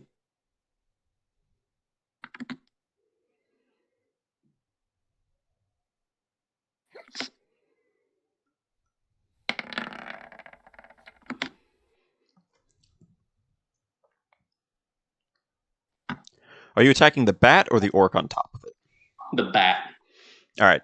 So you're coming in, and as this bat is trying to take off, you run close, and then so as it's getting there, you kind of stagger it a little bit as you make a sweep for 5 across at it. I'm gonna go ahead and do my second attack. Okay. But I'm going to throw on a. Hang on, I gotta find the name of it. It's one of those my Battlemaster skills. Jesus Christ, are you guys seeing Kyle's camera right now? mean- It's so demonic. Happens every day though. I'm gonna go ahead You and that's very gonna be a demonic. goading attack. A which attack? Goading attack. Okay.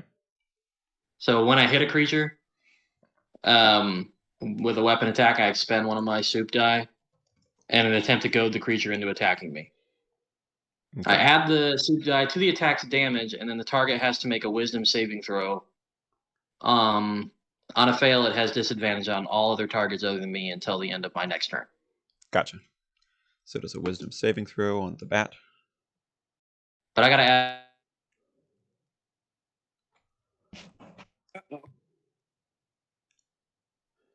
Hello, I think you kind of glitched out too.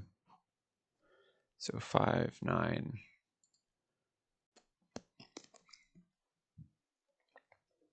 All right, it succeeds its wisdom saving throw, but you're able to cut it for an additional 4 damage. So you That slash it. shit just straight up died. Which what? That was 4 weird. damage. My Discord just shut off. Oh, No, but that was added on to the first attack. okay. So that's added on. Because it's when you hit a creature with an attack. Okay, it succeeded the wisdom saving throw, but it does take the extra damage. So 9 Okay. damage. You said you have another attack? Yeah, I still have my extra attack. Gotcha. Just wanted to try that first. All right, just a regular hit then.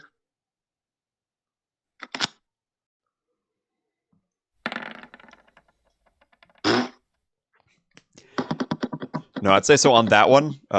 It actually succeeds, and because of the crit fumble, that's the thing where your weapon gets damaged. Fun. So we add that on. So as the first swing, you connect into it, and as you pull it out and swing it back around, your axe bites into where it was, and then as it hits the ground, it starts to chip a little bit. And the uncommon enchanted is a 6-sided dice. So you roll a 6-sided. If you roll a 1, the weapon is broken. If you roll a 6, because it's a magic weapon, it returns itself. Yeah, so nothing happens here. It's just now for now, it's just like put in little parentheses next to it, damaged. And enchanted weapons have a chance to heal themselves as well. But I'd say also like on the 1, instead of like the bat was able to get off the ground when you landed, so the bat's now in the air flying again. Okay. And then blah, blah, blah, blah.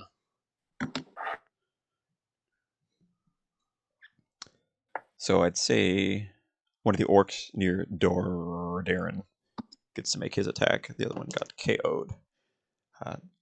Darren's able to parry it. Like as he's singing his blade song, he deflects one of the blows. And it comes perilously close to Elris, and he kind of looks over and apologizes. He's like, "Oh, sorry, mate." And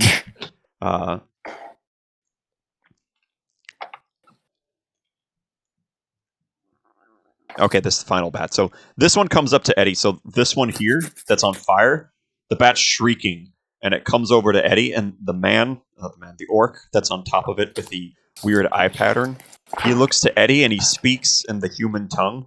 He just says, "Fall," and uses command on Eddie. Eddie, do a wisdom saving throw. Yeah, my god. Wisdom save. Crap. Not good. Not good. Not good at all. Is it a wisdom saving though? Yeah. So Eddie, as he commands you to fall, your flight spell just cuts out and you start to plummet 60 feet. Fuck. So next on that turn is Darren. Oh shit. Okay. So Darren sees you falling way over there. He actually burns one of his level 1 spell slots. He casts Featherfall on you, Eddie. Because he's right next on. So as you're falling, like right before you hit the ground, you feel this little cushion of air, and you just gently land back and then lay on the ground. And then that was Darren's turn. And we flip back. Eddie, your action is now you're on the ground like as a soft puff of air as you landed back. Okay. We got bats going on everywhere. Wait, And you then this can't one fly flies. anymore? I No. guess not. He said fall. Yeah. He used command and knocked him down. Oh. And then he swings by, and then the back actually flies back. So now these two are, because they're moving very fast, like kind of sweeping back and forth across you guys. Wait. He can't do that. He can't use command to say that. He can't use command to do something that's directly harmful to me. He can call you to fall. You sure? Because that's directly harmful to me. Let's see. Because I was thinking about doing that to him, and I was like, wait, I can't. Like, I can't make him jump. If he can make me fall, I can command him to jump. Jump. Let's see. I think so, because falling isn't directly harmful. Like stabbing yourself or something, I feel like might be. Okay. So I'm trying to then think. I here. cast command on him to fall. And now you know that these two do understand common. So you can command to jump. Yes, or I command jump. Sorry, that's what I intend. All right, so he... which one, as these two kind of swing by you? He does a The wisdom one saving throw. The one that told me to fall. Let's see. What's your spell save? 15. Okay, he rolled a 15, so I'm trying to see if the orcs are plus wisdom or minus wisdom. I can't I have to say imagine. probably mine. They're plus. That's funny. I'll be salty if they're plus. Well, because they're not just... There's the orc Eye of Grumsh, who has a wisdom of 13 plus 1, because they are casters. That's some bull. So, so he's just swinging, and he laughs as he comes by you. He goes... I shake my fist. And they kind of shout back at you as like they're hearing. It's like, "You speak the old words," and then they're sweeping by you. Okay. All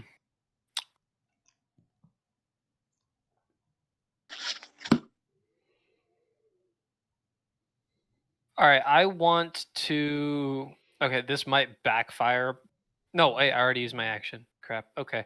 I'm gonna use my movement to meet up with Doran more and kind of play next to him.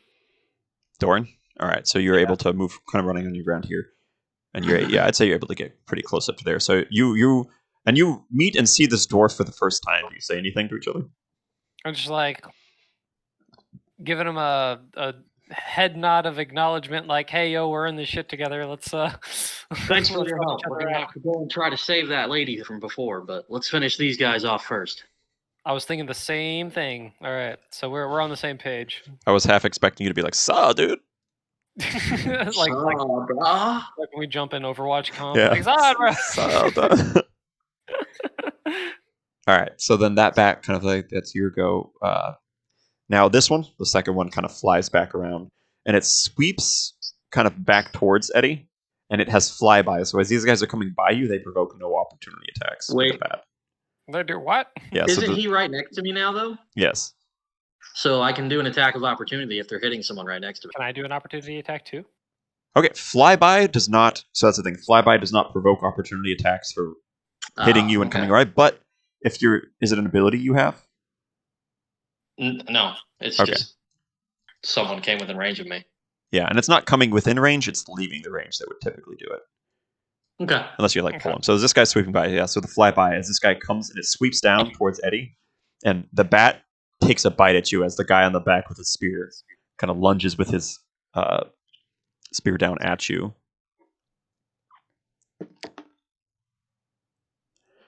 Oh, Eddie. All right, so the bat kind of like takes a bite for 4 as it comes up at you, and then the Okay. eye. So the guy with the eye seared onto the front of his face, as the bat kind of rips, kind of like sweeps you with a leg, kind of throwing you off balance, you feel as this other spear pierces down at you, hitting you for 11. So it was 4 and then 11, so Yeah. 15. And then he sweeps, as he comes by, he sweeps way back up into the air here. And now, so was that bat? This orc on the bat now, he's flying back around, and he sweeps back towards Silas. And Silas, as this one's coming back to you, this guy also comes in with 2 of these. So as the orc is trying to sweep with his axe, he's not nearly as coordinated on this bat as the other 2 seem to be. Kind of like he's holding on all weirdly like, and he swings with his axe wildly, missing Silas. But as the bat shrieks its echolocation, it comes in and it takes a bite at Silas and then flies back around. So Silas, you take 2 damage as this bat just bit and flew over here. Now it's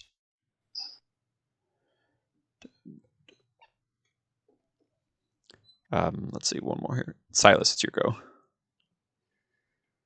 Well, I don't have any more Optimus fires. And actually, yeah, thanks for reminding me. One of these guys took. So the one that was carrying here, Eddie, as it's the one this down the bottom left, as it swung by, it took. I think it was this guy. Okay, so sorry, one of these guys took 6 alchemist fire damage. It was the one that was got the special. It's got 2 orcs on it. Yeah, one orc. Sharon and I, or whatever. No, so it's each one of these weird battering looking ones has one of the orcs that has the tattoo. They each have 1 ear. So it's like I thought they were riding one together. No, so it's because they 2 have separate. 1 They ear. they each have 1 ear. They look to be I like see. almost twins, except for the writing. Well, it was the one over here by the bonfire, because as soon as I did that, he like flew over. Past Gotcha. Eddie. So he'll take 6 on his turn then. Okay. Okay.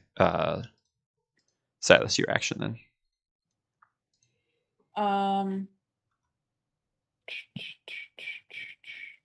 Let's use that flask of freezing. Okay. So what do I? Because I think I'm just gonna wait. Didn't I make my potion launcher, or did I not make that? I thought I made that, but I can't remember now. What would you want the potion launcher to do?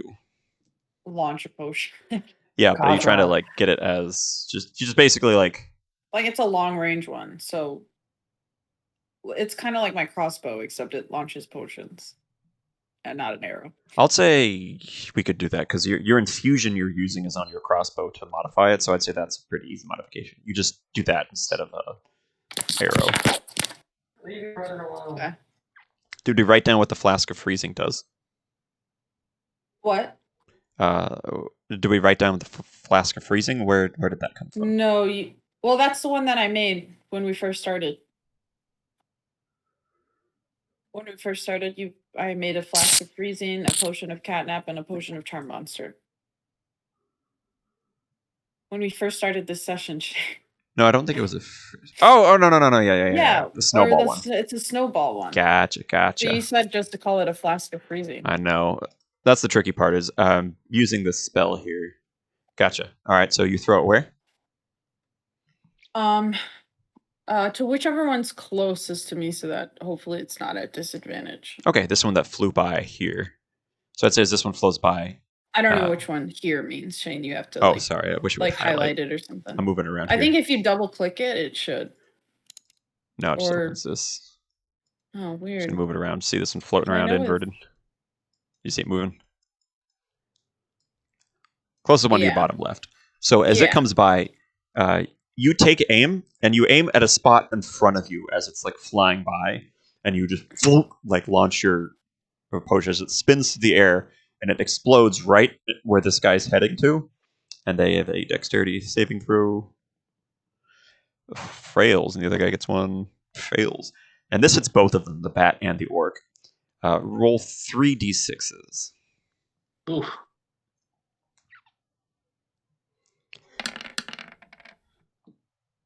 Oof. 1, 2, 3. So both orc That's and bat unfortunate. on this second one here. And that's the one that Doran was attacking.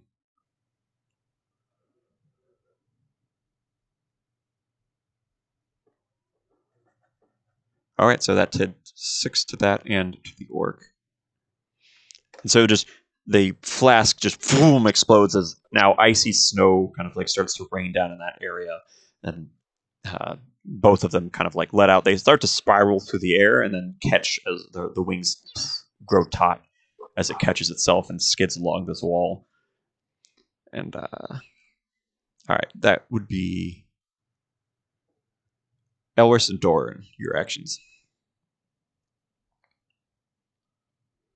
I'm going to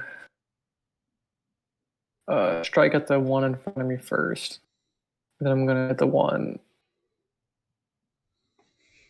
attacking Darren. Gotcha. No,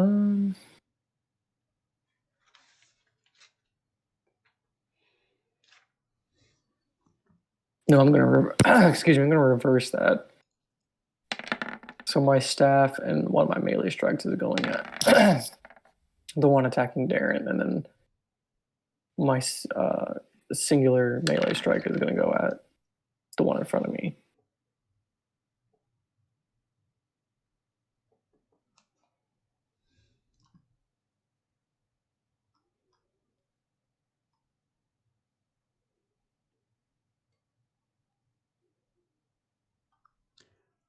All right, the one in front of you. What? Yeah, the one in front of you know just what you drops. want. So as you kind of like sweep through, you like knock this guy aside, and as you're sweeping through, you kind of rotate and hit the one next to Darren, and it drops to one knee. It looks pretty severely wounded. I'm just going to leave that to Darren, and I'm going to rush. And then I can use my movement after that and Yes. just move. Let me take a good look at this map. As you're moving, the one Uh, tries to reach out and grab you by the ankle, and you just step over it. I'm just gonna move. Just, I guess, with my tree bro, I guess, and just gonna go meet him. Is that about 40 feet, or is that a little bit too far? I'd say that's about 40 feet. Your guy. Where is the tree right now? He's that green hand. Yeah, here. he probably moved a little bit further ahead. Yeah, so on your turn, actually, because he moves too, so he moves actually 20 feet, so he just like basically catches up. Oh, so he's to probably you. just like right. He's yeah, still, he's right kind of next to me. slow. Okay. And then, because he's still moving towards you, command him to do something else. He's still moving towards where you told him to go, Nah. like this way. He's fine to go right there still. All right. Doran, what are you doing? So I reach out my hand and put my hand on Eddie's shoulder. I'm like, hey, is that giant tree with you guys? Yeah. We should move to the tree to protect us from the bats. Huge cranium move. Let's do it. It's hilarious because my intelligence is shit. So yeah, Can you guys hear my fucking cat? I can only move Yeah. 25, but I'm moving in the direction amount. of the tree. Okay, you can use the dash action to move 50 feet if you wanted to use your action to move full. No, I need my action. Gotcha. So you move probably about closer to the tree. Sure. And then with my action, I'm switching weapons, putting away the great axe and pulling out my light crossbow. Yeah, I'll say you can switch And while then you're I'm- running. Huh? Yeah. And then I'm going to use my action surge to gain another action.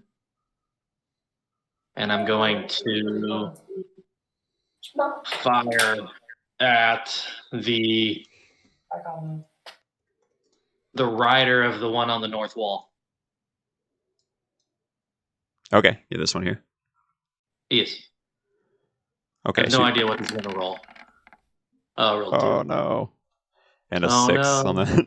So you, as yours like switching, you take out and you fire off, and it pierces through the leathery exterior of the tent. As this one's like, because it's still like kind of moving fast, like sweeping across the wall.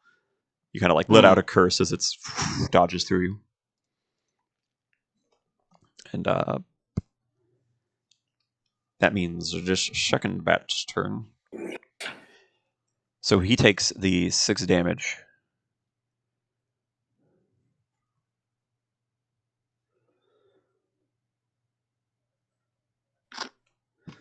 And so this one comes back around, and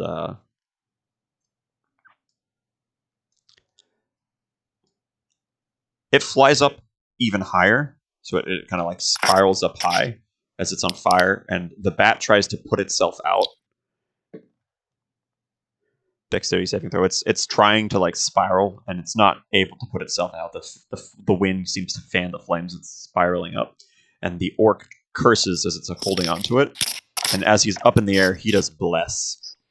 And so now each one of the bats, the orcs and the bats, is now blessed with extra attack. What the fuck? Not an extra attack, but extra 2-hit chance. So it spirals up, still on fire, as it's spiraling out, kind of out of the cave area. And the spiritual spear that's still floating around starts to move towards Silas because it's close to by. It moves slowly. The shadowy spear comes towards Silas. And Silas, you're still floating like an astronaut, kind of like as the spear comes to you, you tumble out of the way and you're kind of spiraling midair as it makes a thrust as it's like flying at you. Okay. Is it my action then? Can I, or am I No, just it was just tumbling in attacking. space? Is that what you're saying? Something attacked you and you dodged it. Oh, okay. And then, Okay, I didn't know if you were. man, I'm going to redo my notes. Sounded like you were waiting. This is the for me most to do monsters I've something. ever run, so my notes are a mess right now. That was a great response, Marissa. You're just like, okay. Well, I mean, because he paused, and normally when he pauses for that long, it means that it's my turn and that he's waiting for me to do something. So I was like, no, we it's should back I'm me looking up. at a fuck ton of notes because I'm keeping track of everyone's HP and fucking You're shit. doing great, honey. Oh So- yeah, you're doing great. As this so this one spirals up, this other bat has Okay, help me keep track of these guys. Who has not moved in this turnaround? Because I'm keeping track of a lot of fucking dudes. This one next to Darren, I know hasn't moved yet. The one next to the poop barrel. Yeah, the one next to Darren has not moved in a while. Yeah, the one next to the poop barrel did attack Silas. And then failed Yeah, that one. all of these have It did? actually moved. Yeah, so it's just the one next to, because there was other orcs that ran off. Yeah, it's I just might the have one next of you to be the Darren. monster wrangler when I'm running these, because it's hard. It's really hard for me to keep track of so many dudes and what's going on. I could do it because I need something to help me stay focused All right, yeah. for the next session. All right, so this one coming at Darren actually does. So Darren, before he even gets a chance, like this one that's like down on the ground, like Darren, like as he like reached out to grab you, he's kind of clutching his gut wound, like rolls over, and then kicks out at Darren, and Darren catches it with his sword, and then the sword flinks up and gets caught under the chin and hits for 3 damage. As Darren fucking starts to curse as this orc kicked him in the face as it comes back up. And that would flip around top of the round. Eddie, your go. Okay, I'm gonna use my movement to get closer to the tree, back towards Darren, I suppose. And I'm also while I'm running, I'm gonna take out my bow, and I'm gonna use the Hunter's Mark ability on whichever bat is the weakest. I'd say the one that's on fire spiraling up is probably the weakest one. Okay, I'll try and I'll use my Hunter's Mark ability to try and get an elim on that thing. I would say that it's disadvantaged to hit the guy that's spiraling up, because it tried to. All it did was fly like up high, so it's pretty high up in the sky right now. Oh, okay. It's like spiraling up. So if you wanted to target a different one, or yeah, I'll target a different one. I guess like team. What should I focus fire? Somebody tell him. Just shoot. I'm just gonna shoot. I'm shooting. okay. All right, so you just shoot this one it's like this one's close to you, but it's or I'd say the one on the wall, because this one's close to you, but it's way up in the sky. So It doesn't matter. Did anyone see those die just go flying across? No. Yeah, I saw them pretty heavy launch. And Eddie, I'm gonna need to ask you to roll a d10 Well, okay. as you pull out the. Okay. 5. Whew. And so you're marked. So this one here by the wall, Eddie, you kind of like get this eagle vision. You kind of like zoom in and just like What did you just say? the one on the wall. You get this eagle vision as you're just kind of like your eye gets this real clear look. All right. I'm getting some nice animations going on. I know. I'm trying to describe it. Mind right now. Gotcha.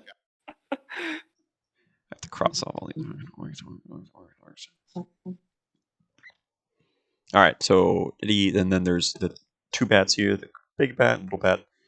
All right, so this is one of the last spiraled up in the air. This one kind of flying here as it's marked, kind of sweeps back towards where Eddie and Darren is, and it's going to.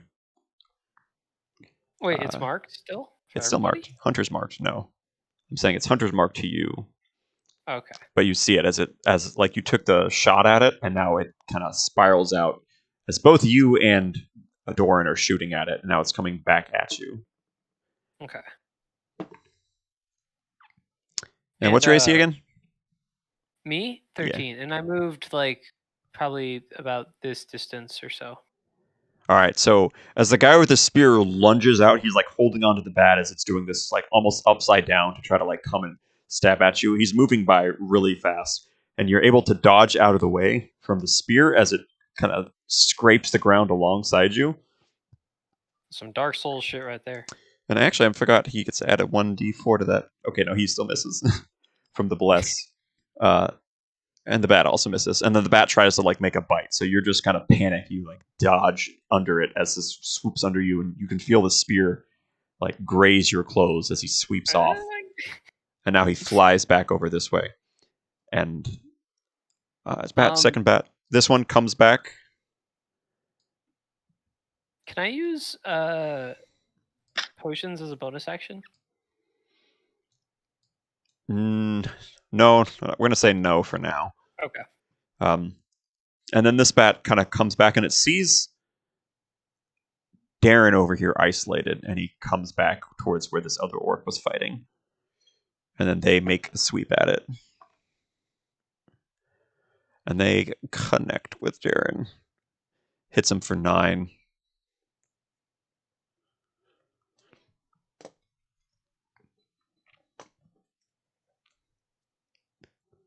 And the bat hits for an additional 3. And he looks... Oh, Darren's freaking out. Darren's wounded or the... Darren's freaking out. Let me look at my... As he kind of like, this one kind of swoops by, he sits there and he's just like, a little help! I'm gonna shout, I told you my teammates are not the most resourceful, Darren. As you being the teammate who He sees you. not helping him. He looks at you, I'm you're just literally... kidding. That was something that I was just a joke. I didn't actually shout that out. Oh, I still say he looks up at you and he sees you just kind of floating all gracefully, just like an astronaut spiraling midair up here. While I'm floating there, can I make a heal potion? I mean, you can make it midair. Like, it's just, that would be your action. Oh, okay, never mind then. But you can... I think maybe I might actually have one that I could just do. Oh, wait, no, I have Healing Word. I'll just use that when it gets to my turn. Okay. And then so the back goes, and then... So then it is... Yeah, it's Silas's go. Oh, it's actually my turn. Okay. I should simplify this initiative because I crossed off like 8 things. Oh, I do have a greater healing potion. Bet. Silas. Can I make a healing potion and then like drop it to him? Yeah, you could that a thing I can probably, do? because bonus action to make yours. So, are there only 2 bats left, or was this third one doing on the outskirts here? This one up here? No, he's still there. He just flew up as he's on fire. Like the bat was freaking out and kind of on fire, Okay. so it's trying to shake it off. It Kind of failed. Have you taken any burn damage? Yeah, it's taken burn damage, and it failed its dexterity to shake it off, and now it's like spiraling up here. As the guy, that's the one that the guy casts bless as he kind of is trying to gain control of his mount.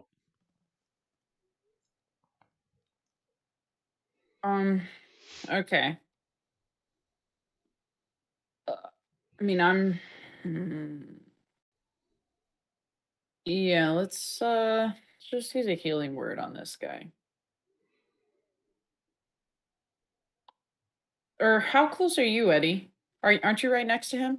No, I'm also. Oh, no, hurt. you're not. I'm Yeah, hurt you guys as left well. this guy way back at the entranceway. Wait, hold on. I was moved down here. I don't know why it moved me back up. Because that's a super... how far did you run there? Where you were up here.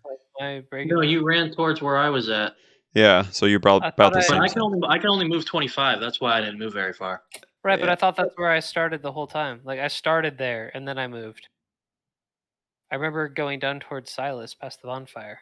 How did I move back up? Because I think you moved yourself really fucking far. Like, is this where you started the turn? I guess I'm moving towards Silas. Wait, why did my that's where I character just started move the back one?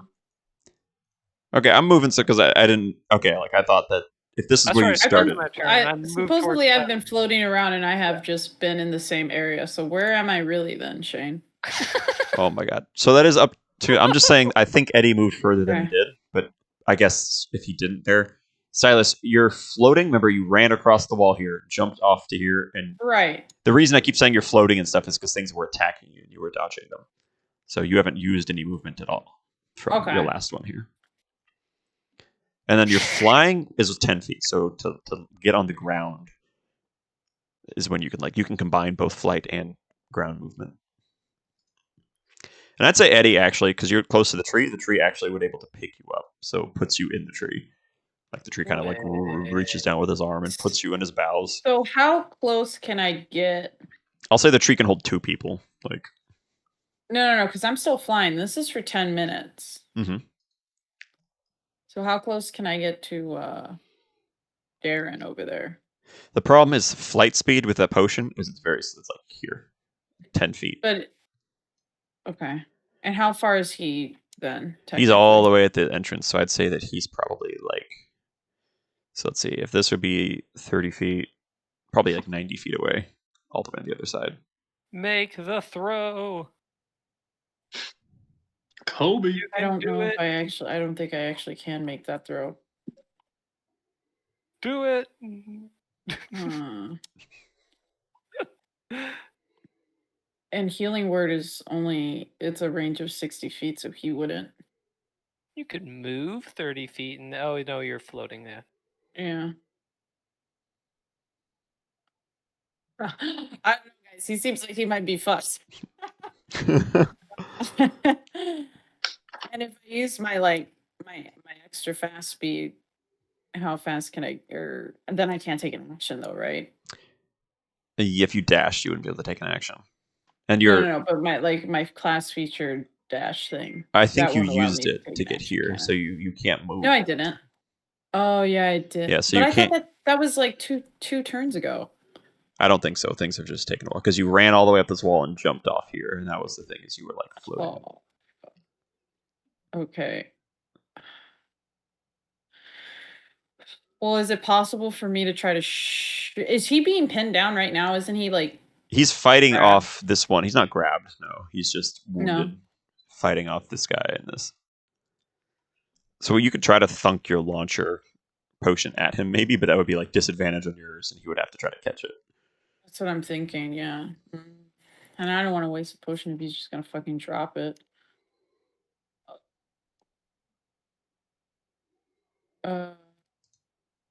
I guess I'll just have to try to make my way over slowly. You can kind of communicate. No, wait, can I use my that weapon that I just made as a blacksmith? My my Web launcher? spider launcher? Yeah, to, like, and I grab would onto say, the wall and like yeah, and I would say since you're floating, you could actually probably propel yourself all weird. you kind of cut out, honey. You said since I'm Yeah, floating. I'd say since you're floating with no friction, you could actually use that to do some weird tricks like midair. Yeah, so I'm gonna do that then. Okay, closer. Type. So you so your little bracers, they're kind of like metal bracers with like gloves and webbing kind of through them. You have one of them.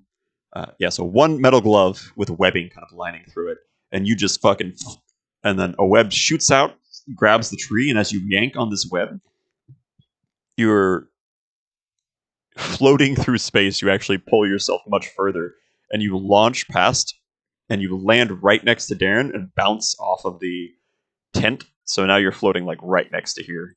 That's As a you, like, big launch ass yourself. movement. I'm Yeah, gonna say that is a really big movement. I'm gonna say when you do something like that, I get kind of because you're basically Okay, yeah, zero no, that's gravity fine. moving yourself really fucking far. Okay. Like if you're floating and levitating and then using Oh a damn! I web. had a potion of swiftness. I could have used that. So that's your action as you like land and you're upside down floating next to Darren, and you see you see a Go bat ahead. at your feet, and above your head you see the orc on the ground as you're upside down. Probably okay. Well, I'll just make my potion then to give. Or no. I'm gonna healing word him. Oh, I can't. No, I have to make my potion, right? No, healing word's bonus. Oh, it is a bonus action. Healing word's a bonus action. Remember, You're fucking lying. it's crazy. So good. No way. Yeah, healing word's a bonus action. Healing word a creature. Oh, okay. I don't have that. Oh, yes, it is. Okay, then I'll healing word him. So, how do you healing word, Silas?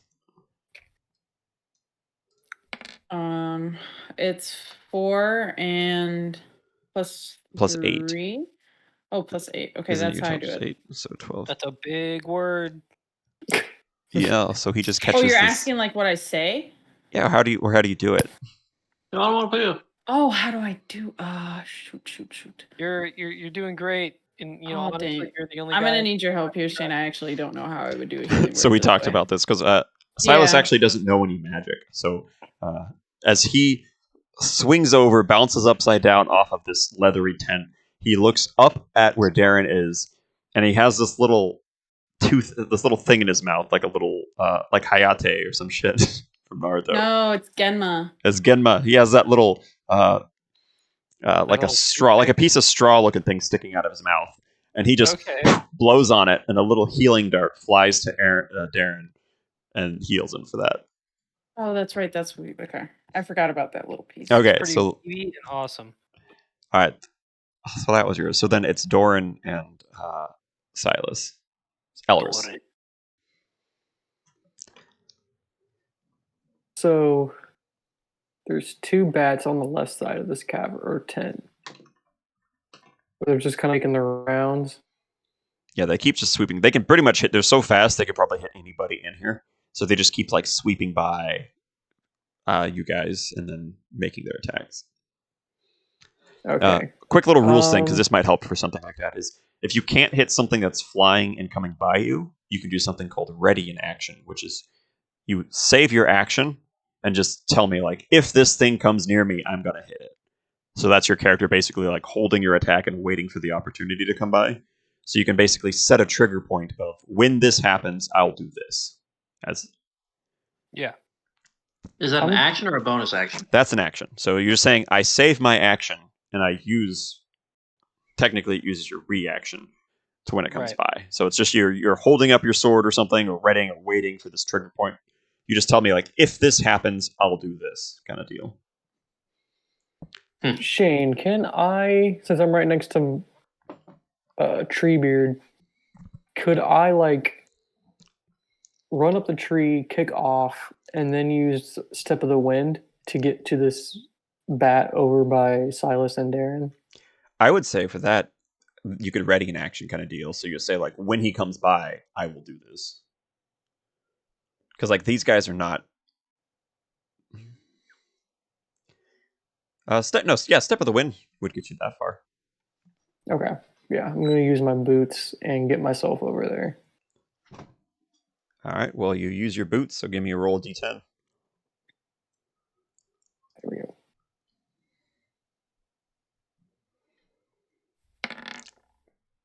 All right. So where are you trying to get? I'm just going to go right next to Silas. Is that bat like still there, or is it kind of like just swooping above? It kind of swoops because it fly by pretty fast. So it swoops and it's there, but it's up in the sky. It's what? It's up in the sky. I'd say with your Step of the Wind, you might be able to do something like run up a wall and kick off to hit something. But I'd say that you took yours to get over here. I already went over there, yeah.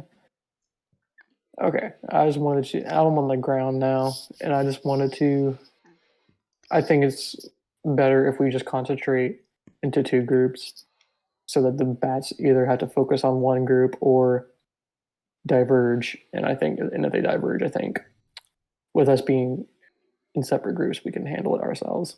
The groups can handle it. And that'll be the end of my turn. That was a What's bonus the action. I tree think you doing? still attack. Oh, okay. Would I be able to attack as like? You could attack this orc, the little crab guy there. Okay, I'm just gonna like kick him to the side. All right. Where's my weapons? All right, I'm gonna make 3 separate melee attacks. One of these just has to hit. All right, that one does. That So hits, that's as you fine. Step of the Wind, you kind of are running. You leap over the kind of with this bonfire in a graceful arc, and as you land, you kick this orc, and he flies into the fire, and just the smell of guano and burning flesh, he just evaporates in the That's fire. so hot. So that typical orc one there. Doran, your action. Well, has the tree moved at all? On Elris's turn, Oh, he yeah, can. yeah, yeah. So I'd say he's coming closer to you. So he's holding Eddie, and the I tree. thought the tree was moving towards the unconscious body. Yeah, you can keep doing that. Yeah, If that's the command. Yeah. So he's still heading towards the unconscious body this way. Okay. Does it only move 1 tile or 2? it moves 20 feet. So Yeah, I don't it's have like 2. things drawn to scale. I'm just basically guessing. So things aren't exactly, but I'd say the tree moves 20 feet. So if he was like here, I'd say he probably moves like up this way. So he should damn near be there by now. He Yeah, moves yeah. he moves Is the he- slowest out of all you guys, 20 feet at a But time. that's been 3 turns, and that's 60 feet. All right. Well, I'm gonna move up next to the tree, underneath it, Oh. and I'm gonna go ahead and use my. Well, oh shit! I gotta reload. Yeah, so the general thing I was guessing here is just an estimation, is we're doing half the range. So whatever this says 30 feet, so this would be like 60 feet in this range. Okay.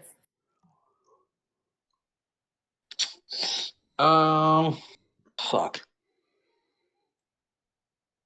Can I use my bonus action to reload? Or does it have to be an action? So crossbows are weird, yeah, with the reloading. I don't remember if light crossbows were any different. I think what it basically means is they're ready for a fire. I just think you can't use your action to fire it twice in a row. Yeah, so reloading takes immediate. It's a free action. It just means you can't shoot the crossbow and then shoot the crossbow again in the same turn, unless you have a. But I can reload and shoot it in one turn. Yeah, reloading is free. Reloading is free. All the loading thing means is you can't attack twice in a row with the crossbows. It takes that little extra time. Okay. Yeah, so you have to do something different other than the crossbow. Unless you have something with a reloading enchantment, or you have the crossbow expert feat. I don't. To be honest, the crossbow is like my biggest weakness, so I'm probably just going to chuck it and pull out the axe again. Facts. Literally chucking the crossbow because I hate it. The crossbow flings and lands in the guano fire and burns up.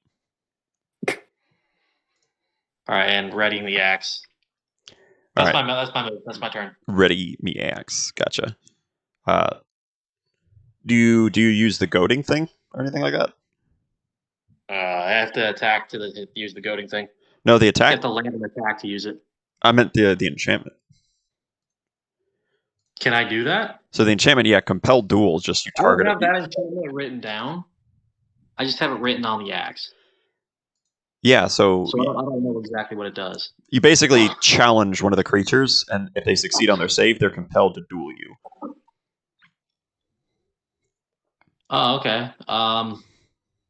Yeah, we'll go ahead and we'll use that on the one that's flying north of us. All right, so the one that's spiraling in the air. Yeah. On fire. What do I need to roll for? You don't roll. It does a wisdom saving throw. And the bat fails. So the bat fails. The guy isn't affected, but the bat itself, it hears your challenge, and is magically compelled as it stops flying, even though it's on fire, and it turns back towards you. So now it has disadvantage hitting anybody else, and it's compelled to come to you. Cool. All right, and then that would be actually its turn. So now the guy is still kind of taking control of the mount, and it's crazy. It flew up into the sky on fire, and he's wrestling control. Now suddenly it takes a swift dip and heads back down towards you, and the orc is cursing orcish curses. Like blood of Grumpsh. So when it comes to hit me, would the tree be able to hit it? Because, I mean, it's well within the tree's reach at that point. I would say the tree could ready its action to do that as well, yeah. Okay. Just curious. And Eddie, what did you do on your turn? I forgot what you did. I don't remember. You moved to the tree. I think you just took a shot at it. Yeah, I took a shot. I marked one of them with Hunter's bow. So, yeah, I'd say that this bat now is spiraling down towards you, and you just see this large spiraling ball of fire at this point as the weird fire has spread over this bat, and now is coming down towards you. And the bat sweeps by, and it goes to attack, and the guy curses, but still tries to reach out and make an attack at you. And the guy hits, and the bat hits. So, Dorn, you're taking 12 damage as both of them sweep by you, but as they come within, they're passing. It's almost like a freeze frame. Like the ball of fire as it passes nearby you. You and the tree both swing at the same time. Oh, cool.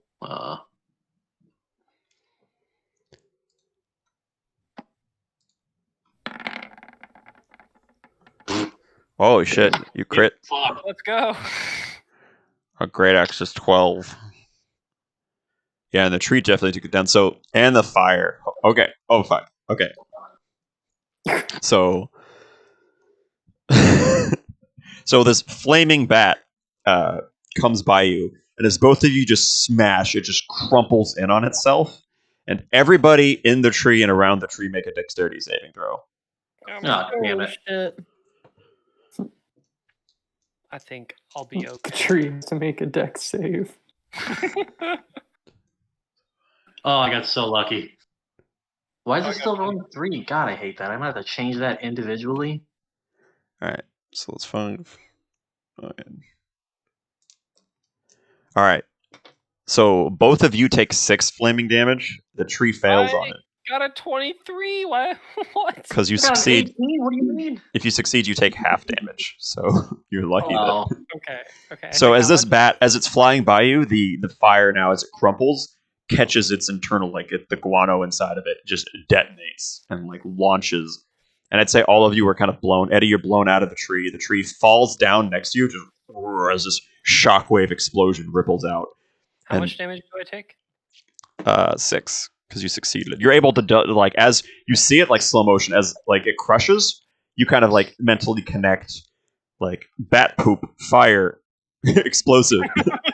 And you're both of you kind of like jump out of the tree, and the tree catches most of the brunt and just blasts back, and the tree crumbles and like falls over. And the orc inside gets launched, and he launches off, so he takes the full 12 damage. And as he's spiraling through the air, he lands on the other corner and takes another 4 damage from just landing. And I'd say he is down, like that orc is. So this entire one is down. boom! Counterattack. Let's go. And so this tree like lands. You both are landing in the kind of a smooth. You both smell like fucking flaming shit. And then it's back to Eddie, your action. Okay, we still got a thing. We still got bats. 2 bats, right? Yeah, 2 bats. One Alright, with I'm one of the gonna- floating eyes, and then another. I'm gonna take a shot back at the one I marked. Pretty sure the one you marked just died. Yeah, he exploded. No. No, that was the one that was on fire. You told me I shouldn't shoot that one because it was a hard shot. Okay. Yeah. Yeah, it was one of the ones that's still. I remember. alive, just Yes, it marked. was that one. Okay. So yeah, I'm gonna take another shot at that dude, and I'll move closer if I need to. Yeah, I'd say you to move closer to get a little closer just to get your non-disadvantage. You could definitely hit it with disadvantage, but if you use closer, you could just shoot it. Okay.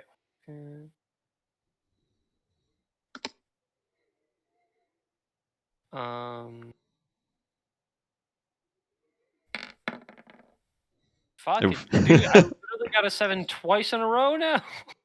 So you're running up, and it's just like you're wiping the shit off of you, and you rise to take a shot at this, and your shitty fingers slip on the string, and fires wide. Acceptable. Okay. And then it's Darren over here. So he's healed. He runs by Silas.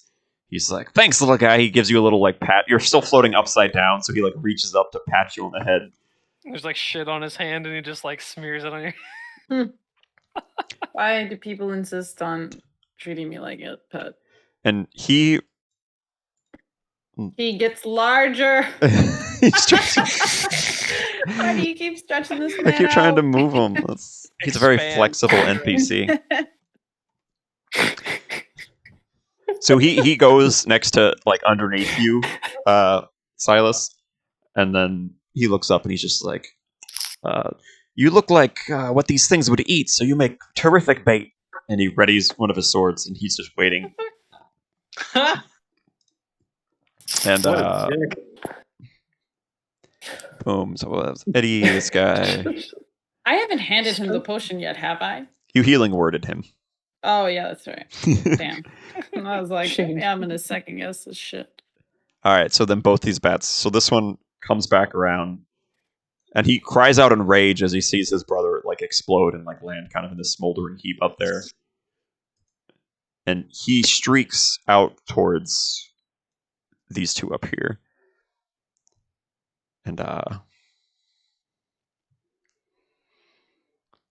let's see. I think he's just gonna go. He sees what happened, and he flies actually over here. Like way over here, and he cuts this rope. And now all these barrels over here start to roll towards you guys as he swings back over this way. So now, Doran, the tree, and Eddie, from your perspective, these barrels of the bat guano up in the corner, the rope just cut, and so the leather hammocks flaps and they start to tumble and roll towards you guys. Towards us. Yeah. By avoiding them. So then he flies and he's up this way still, and I'd say that they're rolling towards you. Like so now Okay. they're kind of because they're I'm rolling running- fast. I'm running. Do we get in a as turn far- before they hit us? Let's see. I'm running as far away from that bonfire in the center. I'm a as I dwarf. I can't exactly move. I'd say they get a turn before they hit you, but they're kind of among you. Like the barrels are rolling, so you see as they're rolling, kind of like around, they're approaching quickly, like at you. Let me see if I can actually grab like a. We'll use this barrel to signify kind of where they're coming. They roll out and they're rolling here. So and there's all the 6 of barrels them. have rolled out. Yeah, like the ones at front are like near you, and the ones behind are kind of like still back down this way. Are Those are, any like, of them rolling down. rolling towards the bonfire? No, because if he cuts this rope, then they're kind of angling at. Oh, Okay. actually, yeah. If it cuts that rope, so I'd say 2 of them are rolling towards the bonfire, Oh my and god! 4 of them are rolling up at you. All right. So that was this guy's turn. This other bat, and then he shouts in Orcish at this guy, and this bat flies over this way, and he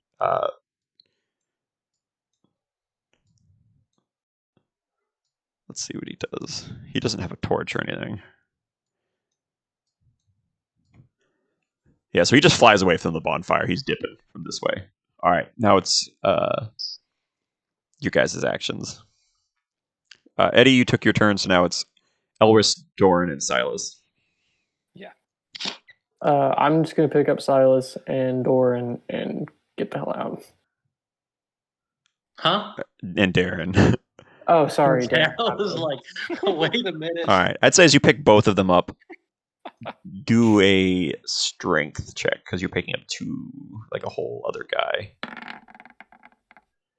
Let's see. I'd say as an elf, he's fairly. So you lose your 10 feet bonus speed, but you're able to hoist both of them and move your 30 feet and kind of carry them this way. Is that enough? Do you guys think, or should I use Step of the Wind and get even further?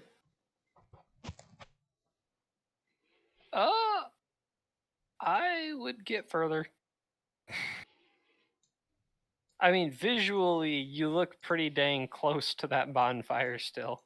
Well, okay, yeah, visually, but like how close am I actually? It's like what, 20 feet maybe? We're gonna split it. I guess I would just say ask the DM if he thinks you'll die or blow up. Yeah, how far away am I actually from the bonfire? From the bonfire there at the center, I'd say that is pretty. That's like 15 feet is where. Okay. Because you're like And 1 then square away. I'll use a key point and Step of the Wind to get even further and just go just get closer to the rest of the party. Getting close to this party would be like this way. All right, then let me just move a little bit north then. All right. Still carrying all 3 of these guys with you. And then Silas and Doran, your action. Oh, fuck. So I am in like extreme pain from taking a shitload of damage. I thought you were just gonna say shit. I just thought you were just gonna end it right there. I was like, damn, dude. Okay. No. No, I have 55 health and I'm down to 19, guys. I've taken a lot of damage. Oh wow, that's a lot of Which damage. does a greater healing potion give, Shane? Well, I've got my own method, and I'm too far away from you for that right now. Greater healing Oh, is right, better. right. Oh, Doran, not Darren. That's right. Never mind that. Sure. Yeah. So what I'm gonna do is I'm gonna use my 25 to get away from this fire at what is that, like this far? Or do I move further? No one. Let's see. That's Let me 3 get my squares. handy dandy stick. So if you were close to there, yeah, you can move a little bit farther. I'm gonna move a little bit fucking further. Yeah, like, I'll say a little bit. Wow. Oh, that's a little far.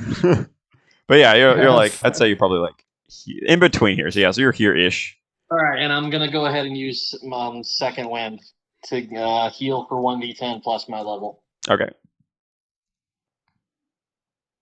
It's not really heal; it's just gain hit points, but whatever. Decent. 14. That's pretty damn good. You just like grit your teeth and like bear through the pain. Yeah. Silas, what That are is you exactly- doing?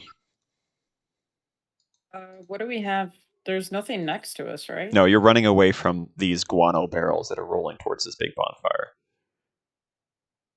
Oh, ooh. I have another one that I'm gonna use because I just realized I can do this.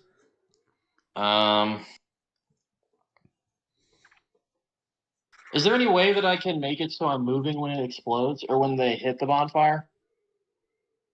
What do you Or, mean? like, Well, I have a thing here. Where is it? Evasive footwork. When you move, I can expend a superiority die, and then I add that die to my AC until I stop. I don't think this wouldn't be an AC thing. Like that would be like if a creature attacks you. This is like that dexterity saving throw deal. Oh, so my armor doesn't do shit against this? Okay. All right, Silas, Okay. what are you doing? I don't.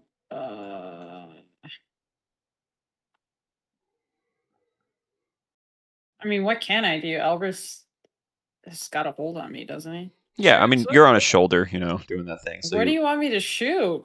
a bat? I thought he just said that there aren't any bats around. What? When was that? No, said? they're both still around. There's two. Where are they They're at? flying I'd say what away, happened is though. these barrels were disconnected. One flew down in the corner bottom right. One flew top left away from the. So basically, I can't see it because I have my my Your ca- token highlighted, so I have like Oh. these big circles covering the top left corner. So I Yeah. had no idea there was a. Okay, I see the bat there now. yeah. So these Okay. barrels are rolling towards the fire and rolling towards you up here. The guys in the top right, and then Oh, we're gonna get screwed. We need to run away from. that's what's bonfire. that's what That's Elvis was what- doing. Okay, good. And then I'm gonna shoot. How close is that bat? You could shoot it with a crossbow. Can I shoot it? Wait, how is it damaged or has it taken a lot of Yeah, damage? everybody's Is it all the looking bats have kinda- taken damaged. So it's looking kind of rough already. Yeah, the bat itself. Yeah, both of them are looking pretty ragged. Okay, I'm not gonna use mouse acid arrow then. Let's see. Can I do frostbite? Constitution saving throw, Shane. For the bet. All right. Well, Okay, what's your DC? Constitution plus 2, 13. What's your DC? I have to do one. No, it's I have to roll against like what number am I trying to beat? Well, what number? How do I find that out? It doesn't say anything about. All right, man. 5th level and still not any spells. So it's 8 plus your proficiency plus your My intelligence. proficiency in what? Just your proficiency. Arcana. It would so your proficiency is your what you add to all of your proficient dice rolls. At level So my 5 it's plus 3. intelligence. Yeah, so your You can find intelligence. it on your page. Yeah, so it's So plus 4. it's 8 plus 3 because that's your proficiency bonus right now, and then because you reach level 5 Oh, I plus see it your now. I see it. intelligence. Yeah, Plus my intelligence is 4. so So it's 7 yeah. So it needs plus to beat. 8. A 16. 15. Nope, he fails that one. So what's it do? Ooh, it does a lot of damage, baby. It 2d6, does 2d6. and then they have Well, I hope it does a disadvantage lot on their of next damage. weapon attack. What the F? It's Yeah. only 5. oh, rough. Damn. Tired of these Elris ones. That's what we're gonna call him, pulling an Elris. So the bat up there just its fur just starts to encrust with ice crystals as it's flying up here, and it seems to its wings slow down a little bit. It also has a disadvantage on the next weapon attack roll. Yeah, so It that's makes. Charlotte. And then the other bat's dead, so Darren's still carrying Elris, and he looks up to you. He's like, "I can see why Cinder likes you so much." And he's gonna use his. Actually, he doesn't really have any. All his shit is weird. So he's gonna do. Actually, he looks up at that bat and he looks back at you and he's like, "Everyone else has done something cool." And he's like, "It's my turn." and he has he did Featherfall, which hits 3 people, so it hit Eddie It's like the himself. lamest thing to say. It's so anime. Yeah. No, he says he's a side character. He's not meant to be cool.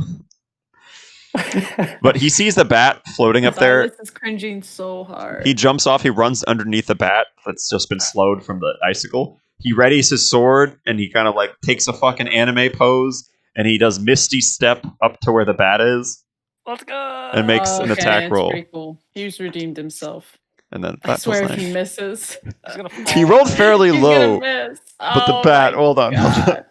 Hold on. I God, want he him to be cool. misses. No, I don't think he misses. I want it to be cool. I'm Oh my gonna God, it's make some 19. adjustments. I'm gonna Wait, roll wait. again. No. It's a 9. It's a 9. I'm just checking what's his fucking plus bonus. Can't Wow. wait to animate all of this and then just show this epic fail.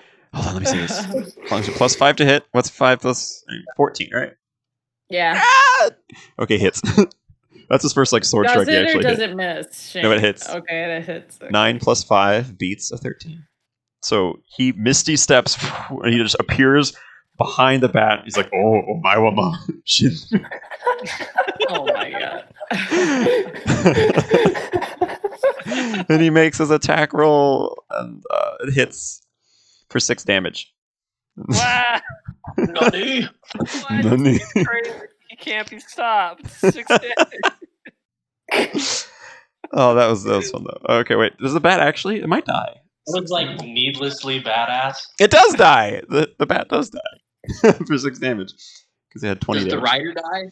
He doesn't die, so they're up in the air. So the rider, like he just teleports up behind and he slow falls. So he's after he does the slash, he's drifting down, and the rider personal, on the kid. bat, yeah, as the fucking as the bat kind of like crumples and shrieks to the ground, the orc on top just slips and falls, and he falls 30 feet down, which is 3d6. Doesn't Darren fall 30 feet down too? He does, but when he casts slow fall on you, slow fall actually targets okay. multiple people. So Okay. 4, 5, 6, 7, 8. So the orc just lands for 8 damage on the ground. And I'd say that was like one of those lame orcs. So he has probably taken damage. So I think he lands. So he just crumples and just lands. And like Darren comes by and he gives the nice guy anime pose up, like just floating like that. He's like, I did it, guys. It's like, I yeah. did. Gives us the really awkward thumbs up. Yeah, it was. It's super. The Rock Lee thumbs up. The guy. He lands like on the body of the orc, like Yes, as he guys, slow falls insane. down. And that was his turn. And then on his next, the top of the round, I'd say that these things roll into the fire. No. They'll roll in the next guy's turn because that's when he cut them. So Eddie, your action. I think you have an run action away right from the fire. before. All right, We're, like, where do you running run? slow motion. Away from the fire. Just opposite to the fire. All right, you run away from the fire as far as you can this way. Yeah. All right, and then it's this next guy's turn. I'm gonna shoot a guy. No, That's I'm a gonna vicious long mockery. ass. I'm gonna vicious mockery. He should Okay, I'd really say you hear could vicious mockery before you run over there. Some Yeah. saving throw. He fails that one. Takes his psychic damage. me, which is 1d4. Say something about his mother again. Wait, how'd I get? Oh, I thought it was a 5. Okay, so 4. Oh, okay. The bat. You're dead. It echoes. You're dead. You're dead. You're dead. The cave. So the bat actually fumbles a little bit and like flails around. And as you're passing, because this is where that other guy landed, you notice the first orc is breathing. Like you see him as you pass briefly. Like he landed, he's gonna kind of a crumpled heap, but he's breathing over there. And now the bat kind of flails, and you can tell it's like starts to kind of freak out, and the rider's losing control as the bat's like very, very low on HP. And then on his turn, these barrels actually roll into it. Okay. So these 3 detonate, and then just there's, let's see, I'd say Silas and Elris make a dexterity saving throw. You guys are close. With advantage, because you guys are at the very edge of it. Silas is like on me. Does she really? Or does he I really? mean, I need it? nat 20'd, so Nah, you're fine then. I mean, you still take half damage, even if What about the tree? Really? With a nat 20, I still take half Yeah. damage? Yeah, that's that 20 doesn't do anything for That's saving kind of throws. crazy. Well, what So is the damage? 6, right? so it Or is is it gonna be more? half of 6, so you just take 3. So at the Okay. edge, like as you're running away, like behind you, there's that just a Little guy rumbling explodes explosion. him. Yeah, so both you kind of like are knocked off your feet, but at the outer edge, the force kind of pushes you out of the blast of the fire, and you guys land prone, like kind of next to each other, like in a heap over here. But as these barrels explode, and like the shockwave kind of goes out, and the bits of fire hit these barrels Oh, explode, excuse me. and the tree Tree. explodes. So the Tree tree, there's just in a burst of fire and guano, the tree just catches a light and is burst apart. Tree John. No. Tree beard. And then this guy's like the shockwave knocks this bat. I'd say the bat is knocked against the wall just from it because it only had really low HP. And the rider kind of crumples and falls and lands, and now he's just the only one left. And he gets up with his like blind face, with the eye searing his face. And those guys are dead. Final Fantasy victory theme, guys. Wait, we got one guy alive though. He's alive, yeah, but I'd say that he's the last one left. So I figured, like, you guys can kill him if you want, but Let's go fuck. Don't let him tell his friends that we're here. Let's go fuck this guy. Yeah, I want to go decapitate him. Murder this son of a bitch. Wait, Alright. wait. Yeah, I want to go decapitate him. Yeah. all right. So this guy's standing in the corner. You guys are approaching him, and he has his spear and his shield out, and you see his like one ear and his like seared face. And as you guys are like approaching him through the kind of like burning wreckage of this tent, and there's parts of it that are like the leather is kind of like catching fire. Okay. While he's like almost on fire, I'm gonna use prestidigitation to soil his face, including his ears and nose. All right, you war crime this guy, adding insult to injury, and he's like grunting at you, and he says like, "You speak the old words," C. and he still has this thing at you, and he like, who's the first one to approach him? Wait, he's fucking talking? Yeah, he's been Common? talking this whole time. Yeah, you found out he could talk common when he did command on you, Colin.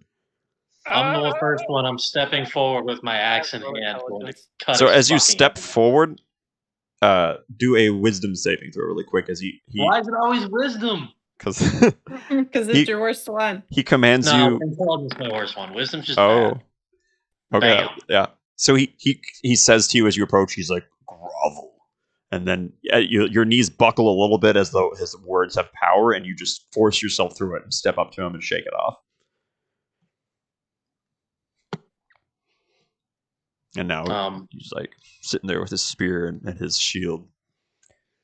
All right. I'm just gonna kind of cock back and swing down though, like I'm trying to cut through his shield and his entire fucking body. So as you like Right. aim up and you swing by, he just kind of like his last words are, "The old gods will punish you," and cleave through him, and he's dead. Cool.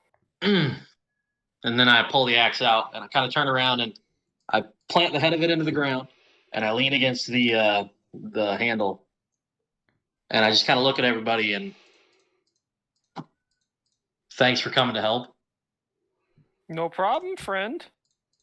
Why are you here? I don't know, Shane, why am I here? Well, I thought you were just part of the adventuring group, and this is your just. I assumed my adventuring group would be more than 2 people. Well, as you look, there was 2 people that got carried away, and then there's a third person on the ground, these feet, and they're just there. You find a halfling, and they look to be just dead. Oh, okay. So there's 2 people carried We away. were just going through the dungeon, same as you. Yeah, we these blind orcs or whatever you call them definitely threw us for a surprise too.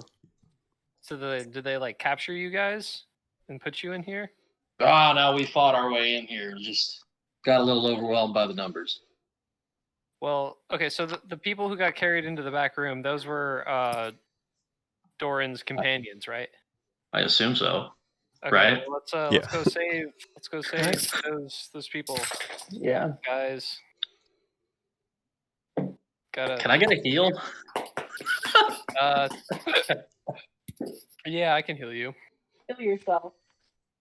Sure. That Connor and Mandy got me. I think I also need to heal. Do you guys So want I to just didn't wipe know out what to the do camp with. and do a long rest or do a short rest for the night? I know. You would have to find a safe place to camp, and you just blew up a front section of this entire tent. Like that battle took like a minute, but there was a lot of sound and light and noise and commotion. I'm not going to say So I you guess guys we have to- cannot short rest. I'm going to say it would be hard to do so, and the downsides if you fail. Okay, I can. Can we go out where those guys were dragged out? Yeah, so the I- North Passage, as you see it, everything's kind of like a little tattered. You see actually two Oh. separate passages when you look up there. You see one that starts to delve into the earth. It's like almost like two staircases, but one starts to go up into the upper levels of this fort, and then the other one starts to curl down, and you just see it disappear into the shadows beneath. What's your health at, David? 33 right now. Okay, I'm gonna cast Cure Wounds on myself. It's 1d8 plus my spellcasting mod. So this is where it's hard. Is my So staff staff okay? do a perception check. Or Me? I'd say you can't find it because you're blind. So have Silas do a perception check. Okay.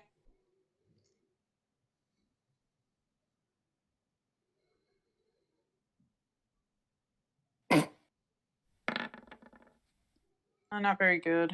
It's okay. We only hit you a little bit because of it. I'm going to allow one opportunity for other people to help in this perception. Let me see I'm what mine pretty is. trash at perception. If anybody wants. Help if as you in don't- I roll again. If you or don't have proficiency in perception, you can't help. But if I'm you have pretty- other help as in things I that roll again, then Shane. I mean, I'm I proficient have in it. proficiency in perception. okay, Shane. yeah, I would say Oh. that you can roll again. Why did I roll 2 again? I'd say that Elris is helping you with it. He can't see, but he's keeping you with it. I mean, it's better, but it's still not good. Well, you rolled the performance, so it's better than that. Oh, So it's actually a +7. I mean, whatever. The first one was fine, but it's +7 instead of no, +1. it matters. Yeah, but we don't re-roll the dice. We just add on and correct the math. Of the Why do first dice. all of mine automatically do 2? In your character sheet, there's a little gear icon at the top right, and that is Yeah, what but I you don't think set. that changed that. Yeah, so it's that thing. So Silas, as Elris, as you kind of like are mourning a little bit, as you feel there's like a loss almost from your friend. Like you didn't see it explode, but you felt it.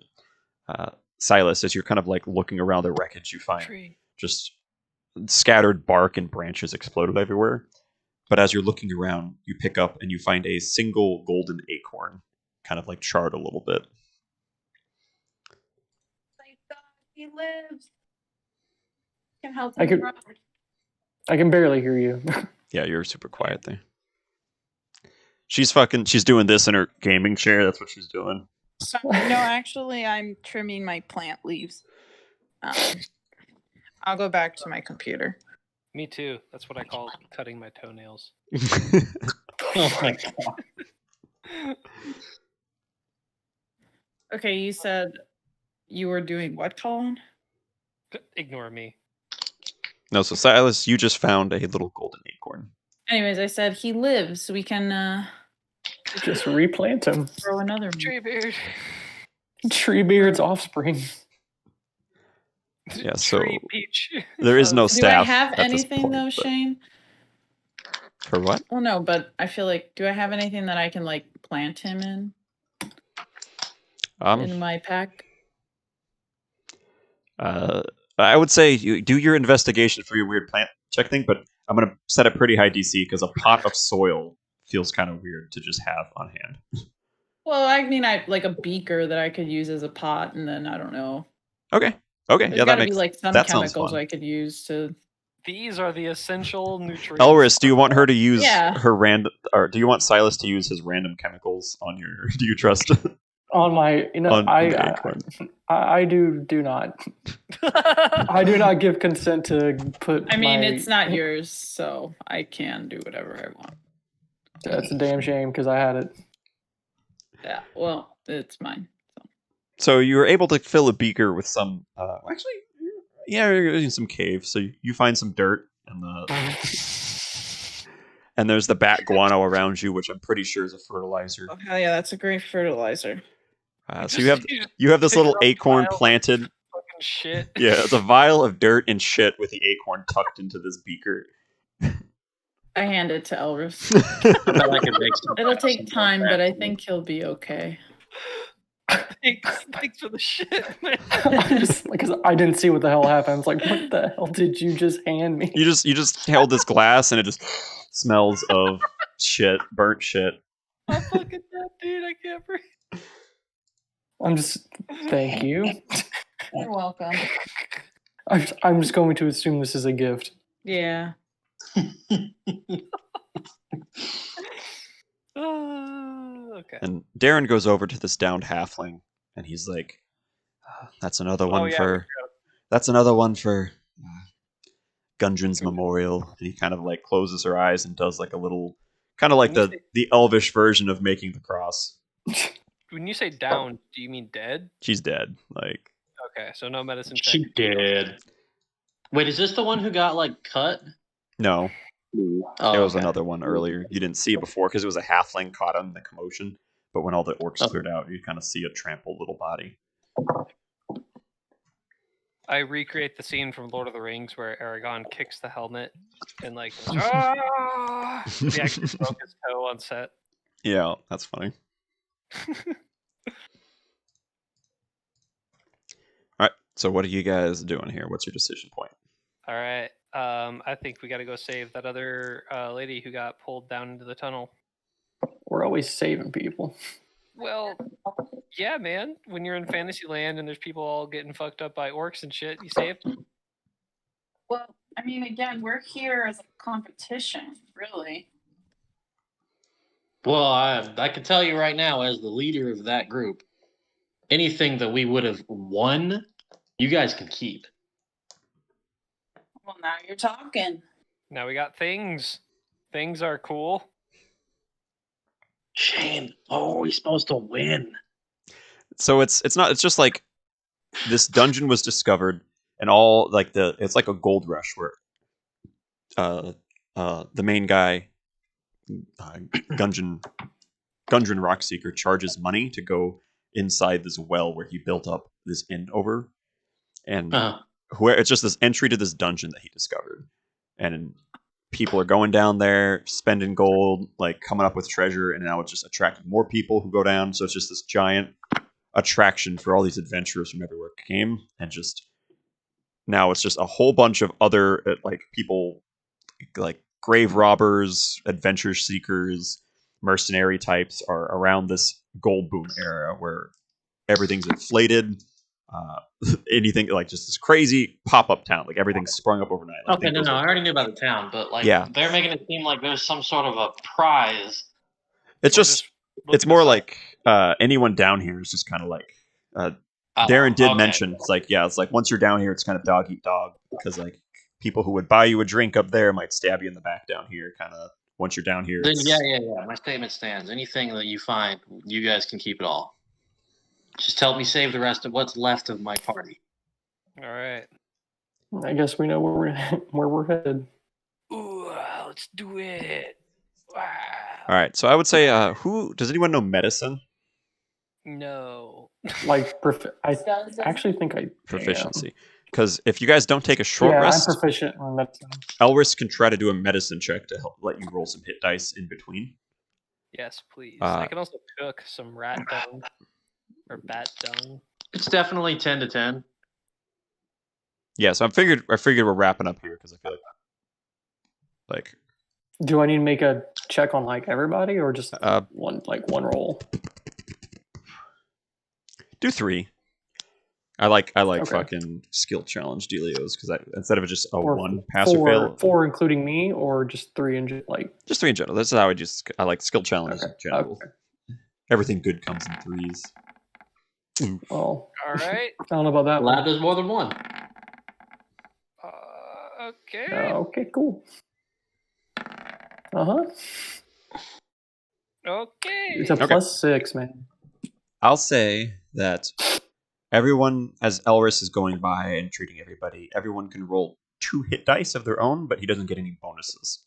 So you're able to roll 2 hit dice, no bonuses from his medicine checks onto it. It's your own just natural healing, as he kind of quickly assesses some of your injuries and helps You bandage said some no of the bonuses, burns. though? We do 2 hit dice? 2 hit dice. Besides their constitution, they don't get any modifiers from I'm just yours. going to roll 2 d8s then. Yeah. That was trash. You do have constitution bonuses, so add your constitution twice when you do that. Woo, Oh. 7. Hell yes. Yeah. Can I get a reroll? I rolled a 1 and a 2. So I get 5 plus no, 8. rerolls on this one. You do add your constitution modifiers to that. I don't have a constitution modifier. And then, yeah, so you add 4 to that, Elris, from your 2 modifier. Okay. I mean, I didn't take too much damage. It just sucks rolling that low. And then Thank you. there are some other ways. I don't want to back. I have this is my problem. Is I have the problem of backseat DMing you guys. I'm like, you guys could do this. Do you appreciate help? Should I guise it in the sense of your character would know stuff? If you feel you need to guide us to progress us forward, do it. Yeah, I'm gonna second what David said. But I also want to encourage to where, like, if you guys miss the checks, if you guys miss your own character abilities, maybe that's all. So if we miss our own things, that's our bad. But if it's like stuff that we just didn't know about, I feel like that's you. He's meaning like if it's stuff. he brought up the medicine check thing. That's something that I should have brought up myself and we done instead of because we've done this like, a few if times, anybody's and then like anybody's proficient. other I'd stuff say like if that. Oh yeah. If we're in a situation where we could have used something multiple times and we just haven't, you could remind us, and that'd be pretty. I'll do cool. reminders. It's just also for me. It's just like, we're a good time in, guys. Like, you should know your shit. Like, but there's also some stuff to where, like, there's a lot of information on every character though. Yeah, so that's why I'm asking to where, like, I think what I'll do is certain characters would know stuff. Like, I might make you guys do a if it's super obvious, like Elris doing a medicine check kind of deal. But I would like it to where he brings it up because that's a character moment rather than me being like DM bookkeeping. That would be a cool moment for Elris to offer medicine. And then like if Silas has like some special healing stuff, then I'd like Silas to bring it up rather than me kind of looking over it. So are we taking a minute before we move into the next group or the next room? Like our characters. I assume we're ending here, or are we going into the next? Up to you guys. Like, I'm good to keep going. I need to end it right here. Okay. Gotcha. So my question is, before we end it, are we in story? Are we stopping here for a few moments and kind of regrouping, or are we just pushing straight on? I think we're just gonna push straight on. Well, we did a medicine check, so obviously we're like taking a little bit to bandage ourselves. Yeah, instead of medicine check takes a little bit of time. Unless he's kind of Probably like taking 10. Okay. Do I have anything in my keg? Yeah, you'd have all that stuff we discussed before. Just like a small amount of each? Enough for the party. I'd say you have a full dose of each one of those just to start with. We'll assume your guy made it over the course of the 5 levels. We didn't go over it, but do I have anything that's just for drinking? Yeah, I would say like you can just brew normal shit if you want. Like, All right. So while we're doing this, I am pulling my keg off my back, and I'm pouring myself a cup of beer into a little flagon that I pulled out. Nice. Because I'm an alcoholic. and you guys watch as this keg is massive and it plunk onto the ground and it's filled. There's like 40 taps. It's got like 30 different taps on it. Just a bunch of taps like all over the place on it. Man of culture, I see. Yeah, here's a family heirloom. Ooh. How much XP do we get, Shane? I have to double check how much you got here, but that was a sizable fight. That was a good fight. I enjoyed the shit. 20 XP. Let's see. Yeah, I'll say 20. Damn. How much did we already have? Like just or did we 25. just It looks Yeah, like so it's it should be at 25. 45 out of 100. 25, you said, Shane? Yeah. No, 20 for this fight, so we should all be at 45. Right, but that's what I was asking. Did Shane say we gained 20 or did we gain 25? Gain 20. 20. You were at 25. So Still tricky because I don't want you guys to level super crazy fast, I but should be at 35 then. I think you're. No. Because I'm at 15 right now. Well, what's the amount we need for the next level? 100. Oh, that's probably why we're last. I know. Like that's this is where I'm learning to adjust because I'm not calculating monster Well, maybe shit. we shouldn't gain 20 then. Maybe we should only gain. You don't want to do the book method. Book method sucks. I like using the UA. It's so bad. Yeah, the alternative method that it's official Wizards of the Coast. They came out with this method, and I liked it better. Yeah, I'm sorry. I'm gonna say 15 for that one because it was technically just a medium fight. Like I threw in stuff at the end that made it a bit harder. But if I Maybe throw even in 20 every cool fight, then you guys level like really quick. Maybe even 10 then. I'll say 15. We're gonna do 15 because like 10 would probably be just for the orcs, but I'd say with the extra adding in with the bats coming in, and then so I'd say 15 just to keep things at the clip that I.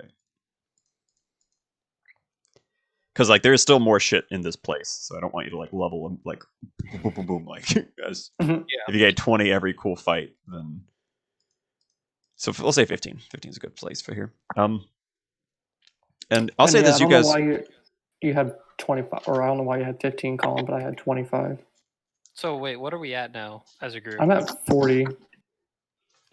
Okay. I'll set to 40 then. And do you guys check anything? Just like looking around here, do anything? I guess. Investigation. Anything cool we find? Yeah, do your little checks if you're proficient to look around and what you're Can doing. somebody who's proficient look around with me? Is there anyone who can repair weapons? Not at the moment, I don't think. Okay. Yes, there is. I'm a blacksmith. Can we do it at this moment, or does it have to be during a rest? I'd say it probably would take some time to repair stuff. Okay. Silas, can you help me perceive? Let me So just so everybody's aware, investigation, because oh no, I can help you perceive. I have perception. Go ahead. Oh, okay. I'll do it with advantage. Am I also able though, Shane, to do an investigation, or if I'm helping him, does that mean he just has? I just rolled an 8 twice in a row. Am I able to, Shane? Do an investigation, something different. Well, yeah, that's what I Yeah. was gonna do. This is what's tricky here. Is sometimes I'll call for, because if it makes sense where like you're helping one person do something, but sometimes if it's better to do Oh, both in yeah, these I'm areas. helping her investigate. Are you Alright. proficient in investigation? Sure. No. No, there. All right, hold on. I Ow. need to keep. I have a little notepad here to keep track of some of this stuff. Elris, I think what we're going to talk about is Silas actually does not have herbalism, so all of those plants and stuff they were collecting. I kind of wanted to do an herbalism kit, giving it to your character. So your character's the I one think helping us. pretty sure I do. Yeah, so I think what we'll do is Silas is looking at all this shit. So you're the one who's good at being able to identify, like, you just being from the woods or like bat guano has these kinds of properties and kind of deal. So you're helping Silas kind of like using potion making. I'm going to come up with a herbalism kit. You can do more than just that. But for now, you are the one who does a gathering thing. So you do a nature check, Elris, and you're adding a tool proficiency bonus. So you get an extra +3 on it. And this determines how much of the stuff you find. So an extra +3, 18. Yeah, it'd be an 18. And I haven't codified this. Like, this is one of the things I'm trying to work on more directly. But I'm going to say for this one, I'll say that's a...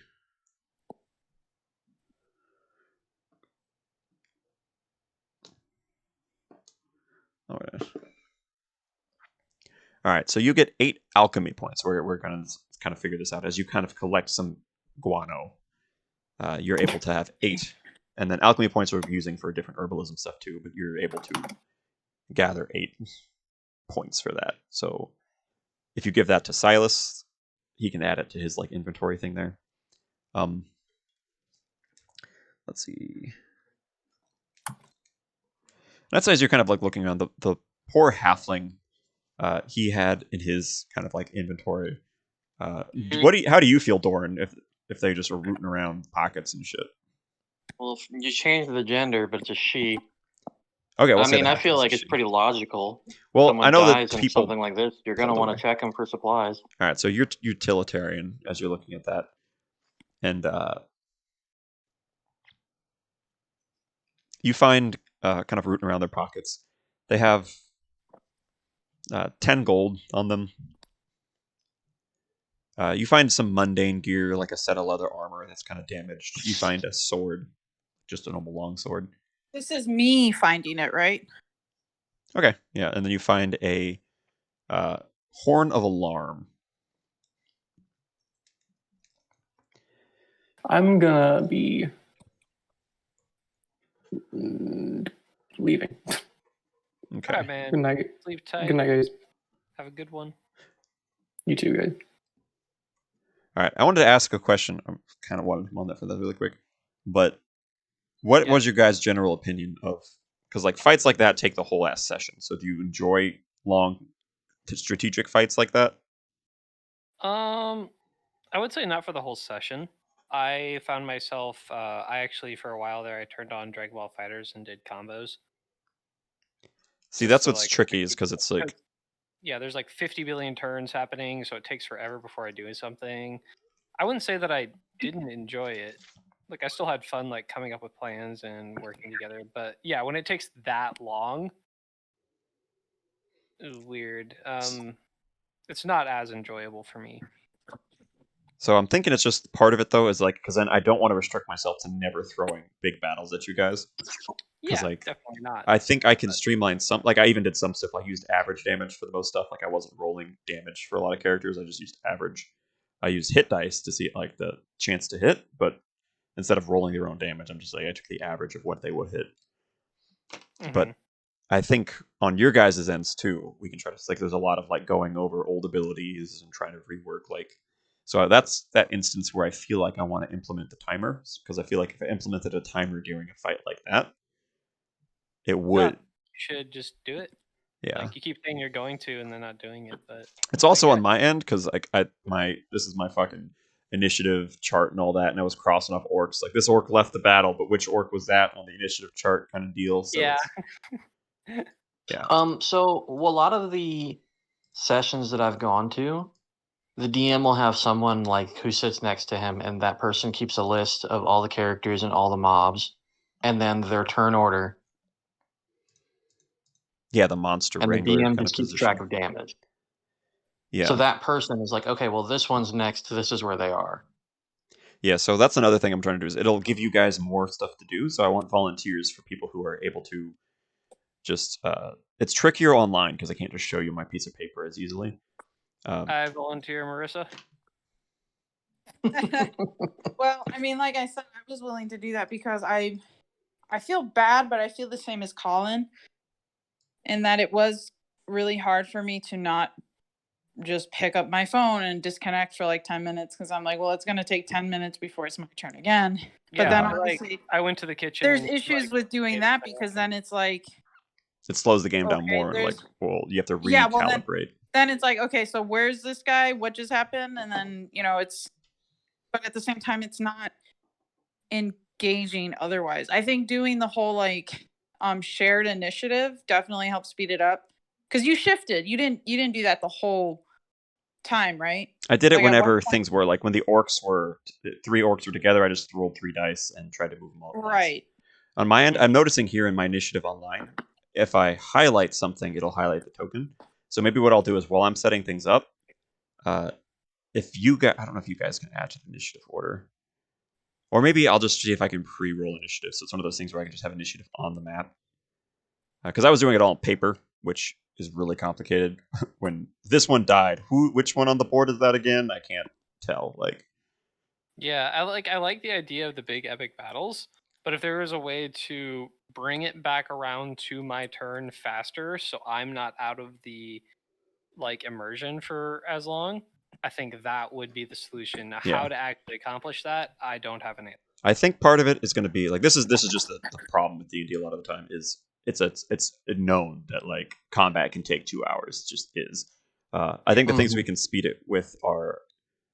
I think I'm going to do the turn order thing because like it's better if I'm skipping turns to get to new turns quicker because that'll force you to like what happened. I'm like I don't know. You pass like you skipped your turn because you don't know what happened. Like, which sucks. It's going to suck at first, but I feel like it'll speed up you and me. Part of it's going to be we're just going to have to run stuff. Like I've been avoiding combat honestly. I like the roleplay sessions more a lot because combat is very math and complicated and I wish you guys could see my shit, but I have 2 source books open, 6 web pages open, a tray full of dice, scrap paper. Like, it's hard to a taste of some of that, but I didn't do any combat this big when I DM. Yeah, so I'm trying to like manage some of this stuff. So part of it's just going to be experience on my end, so we're going to have to muddle through some of it. But I'm going to try to do turn timers, and honestly, I might do turn timers for the orcs and stuff. Like if I take too long on an orc, they can skip that. But I would also recommend maybe cutting back on like some of the less necessary details. like the narration stuff. Yeah, like when we're in big fights like this, Okay. it really drags the fight on.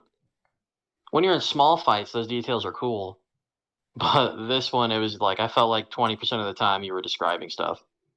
Okay, I feel like I need to part ways because it's people are asking, well, what's going on? Who did what? And I think, Yeah, like, and to a degree, but there's Yeah. there's certain parts of it like what someone does after they get hit, like that doesn't matter. That's not super important.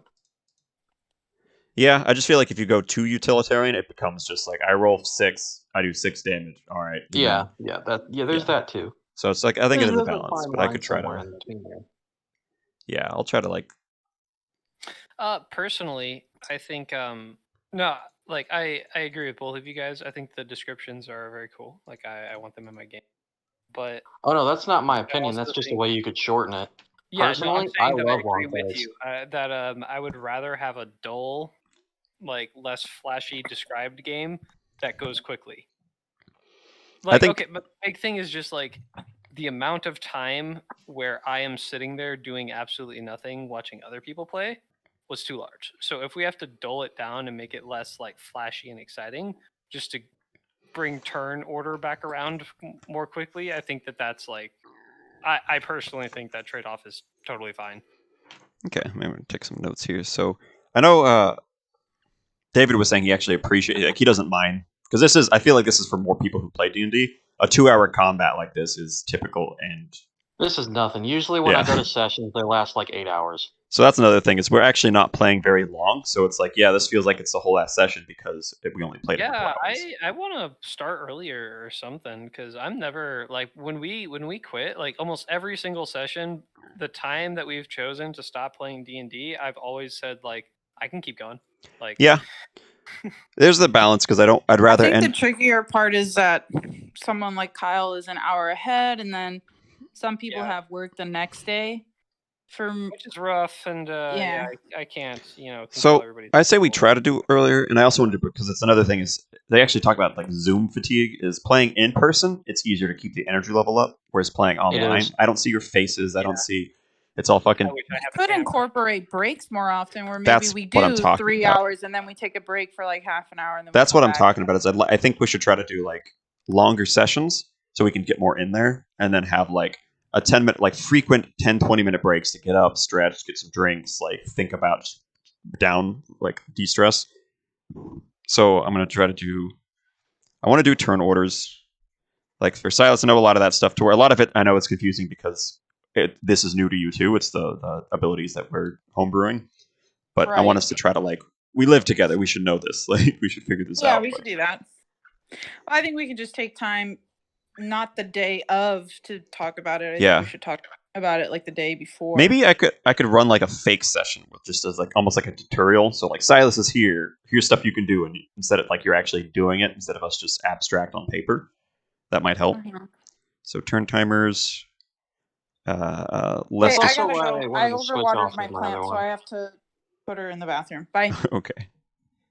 So less description, and there's big fights. How long is the That's turn kind of timer? why I switched off of Fang though. Cut back on the time because there was so much discussing of what you could and couldn't do. Yeah, I think that's something we could with have the gotten homebrew. more implemented. Where what I was trying to do is I just use the stat block. Like the big homebrew is you can transform into things that aren't just beasts. Like you could turn into Yeah. monstrosities. So that was the big shift. And the little shift is where we weren't kind of fuzzy. Is you were wanting to like pull abilities from your thing and then like use them in person, like in Yeah, and human it's just form. making it way more complicated. Yeah, and where I was thinking like just flavor your druid spells to fit like that, and then it is more complicated to where probably if we just stuck with you can turn into monstrosities and other things later on, that would probably have been just as fine and like cool without having to try Yeah. to stretch it. Yeah. So I think that's I'm learning with that. Another thing is this crafting system to where this will have to be done out of like because it is more complex. If you need help, I'm totally available. Yeah, I like bouncing ideas, so like that was cool. So I'll probably do some of that. I have a lot of experience with D&D. Tom told me you were asking him about the coin system, and I laughed. Yeah. I'm trying to because D&D money's fucking worthless. It's like, so I'm trying to find a way to make it like the book gives no help. So I'm trying to find like a way to make the economy cool while like Customize your customize economy. it to fit while also allowing the players because players can't do anything with gold. I'm like, what do? You buy health potions and you sit on it. That's it. That's all you do. Like, so it's stupid. I'm like, and like I took a tool proficiency, which is a big deal. You have to sacrifice stuff to get it. And I'm like, oh, what does that do? You look at the books, it's like, well, nothing. Does nothing. Yeah. And like, so I'm trying to find a way to, if you take blacksmithing, you can do blacksmithing shit. Like I'm trying to get more gamey about it, where there's World of Warcraft style crafting trees or like temporary enhancements that you spend gold on to get combat boosts. But then I have to flip that around and make combat harder because I'm buffing the shit out of you guys. Well, you're not buffing us yet. Like, we haven't really got all that stuff yet. No. The main thing is, even then, I've given magic items kind of out the wazoo. Yeah, Like, I feel like I have a spell for basically every situation you could throw at me. which is Which fair. I like. Yeah, I and like actually, my given enjoyment out of it. given my long rest system too, it allows it much more ease of pacing. Like because this is crazy. Most players play when you take surveys online. They play 2 sessions. Like in one session, they get 2 fights and they have a long rest. So 1 or 2 fights per long rest, which is absolutely how the game is not supposed to be played. Yes. So it's like every time you enter a fight like that, if you weren't concerned about do I use a spell now, am I gonna have it later? It's just everyone just boom blows their load on every enemy, and then the fights are boring and useless and like. Well, I try to save mine, but to be honest, these fights are hard. Honestly, Like, that if one I was didn't- pretty hard. If I Yeah. didn't use some of my my soup rolls, I probably Yeah. wouldn't have. This been is able the to kill balancing some for me too, to where like I allowed little outlets to where like a medicine check can supplement a short because you guys can't do the short rests by just sitting and chilling.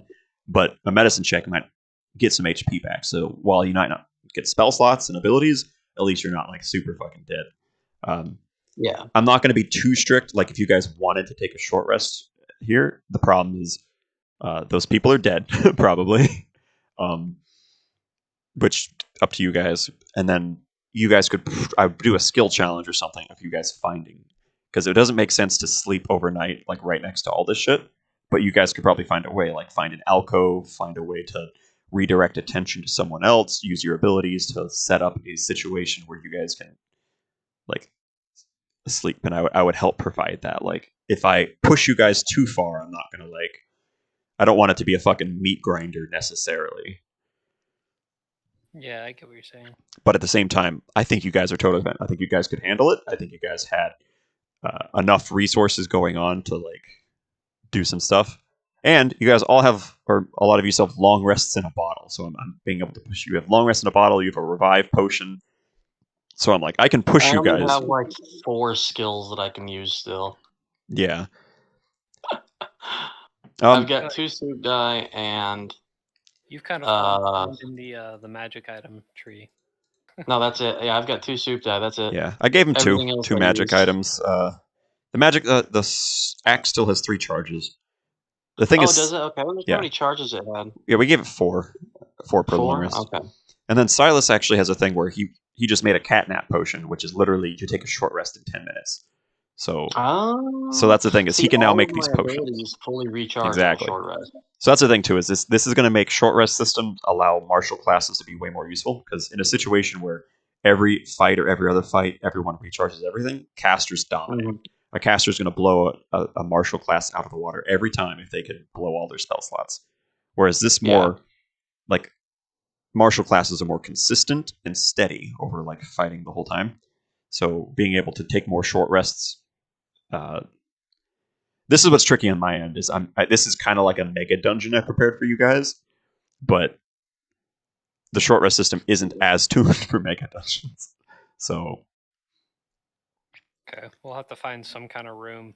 yeah, where we well, just I have figure out- other things. So catnap potion is fantastic. Like the ability for Silas to Okay, create cut these out. things. Cut out. What'd you say? So catnap potions, the thing Silas can create, it's a spell, but that really helps you guys kind of keep up your pace.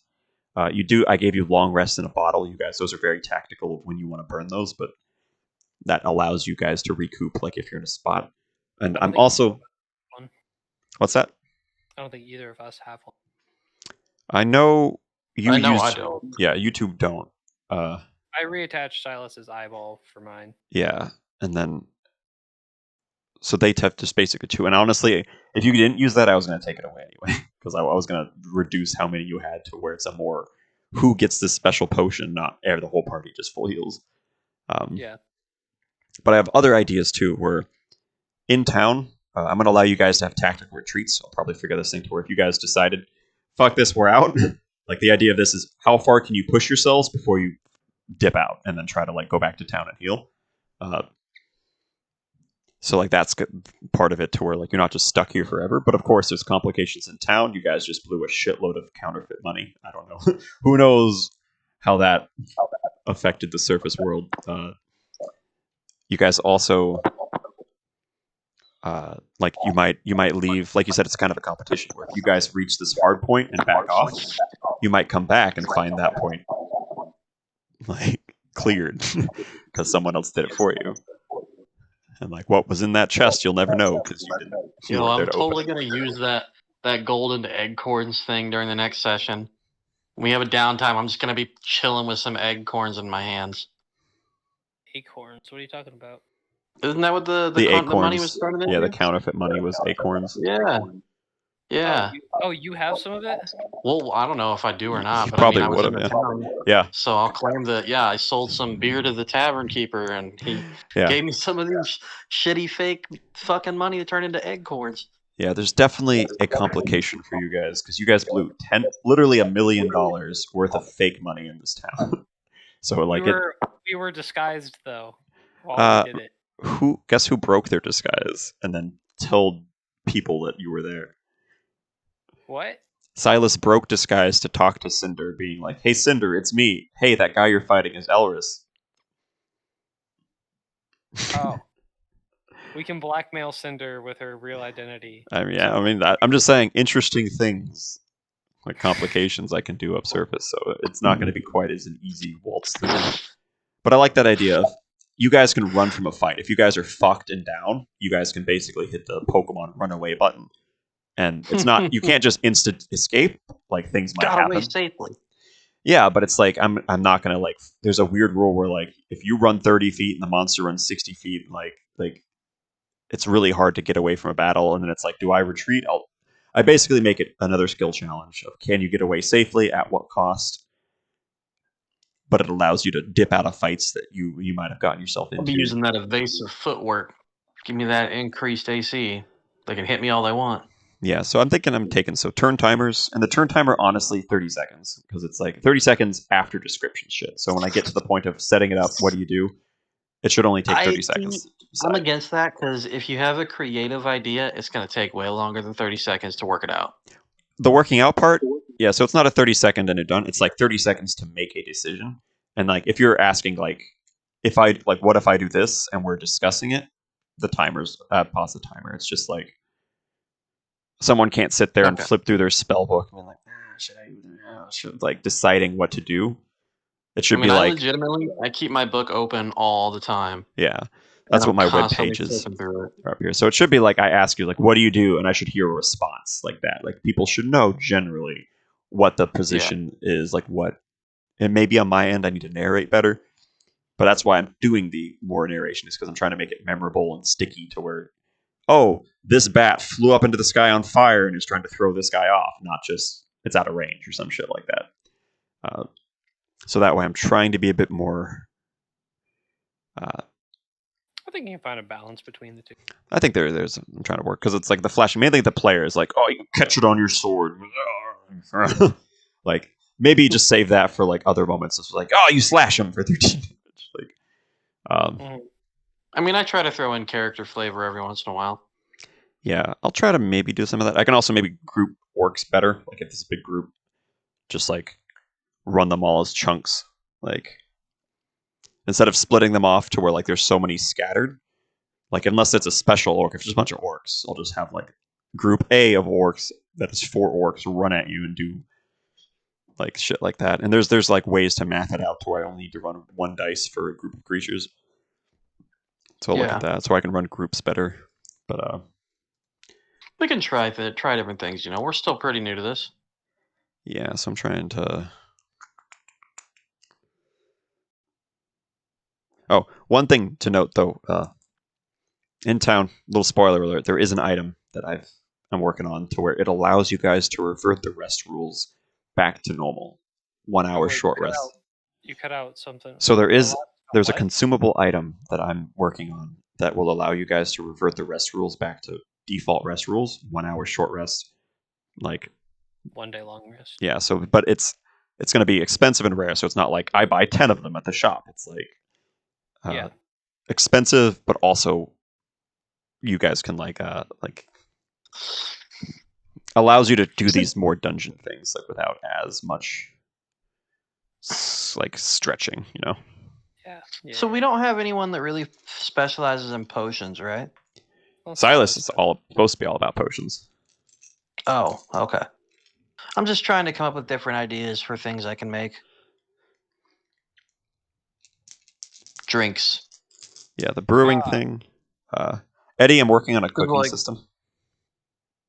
Yeah, I was actually I forgot to say it while we were playing, but I was thinking about getting some of that bat meat. Yeah, I'm trying to work to where you should hear.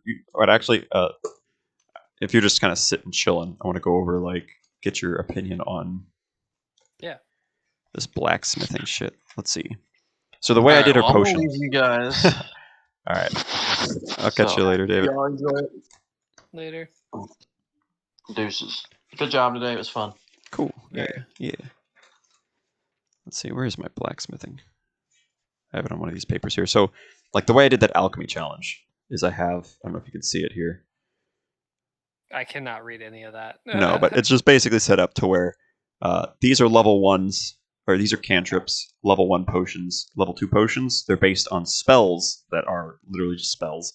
Like, so it allows me to balance based on the prices in some of the books about how much a spell should cost for a spell scroll.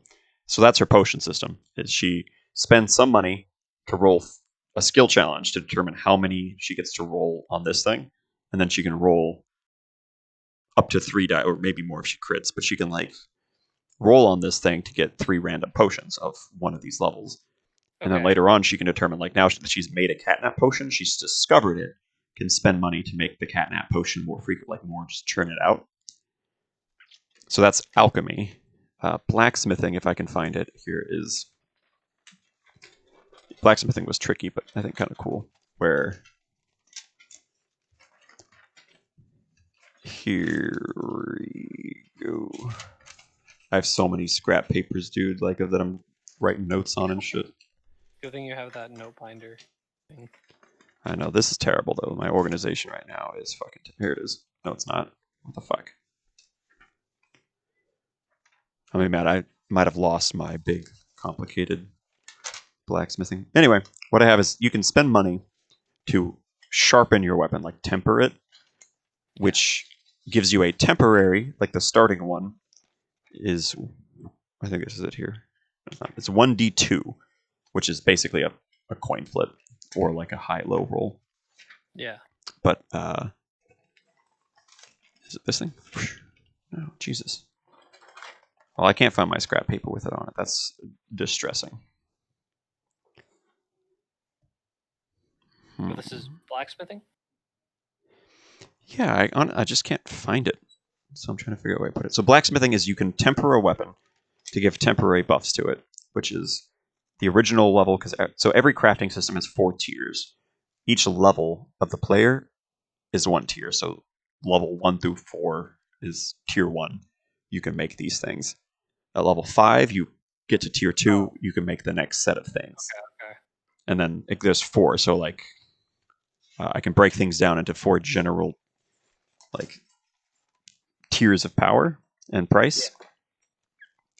And so the original tier 1 of blacksmithing is you get a 2-sided dice, which is a coin flip.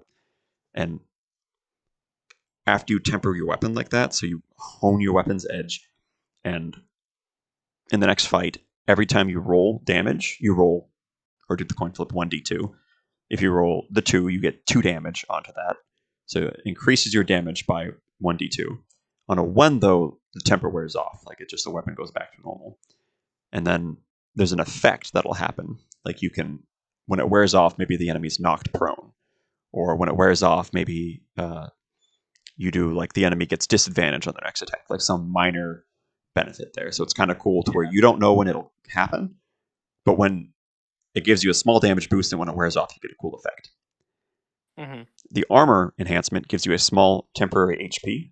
And like one of them is you add blades to your armor.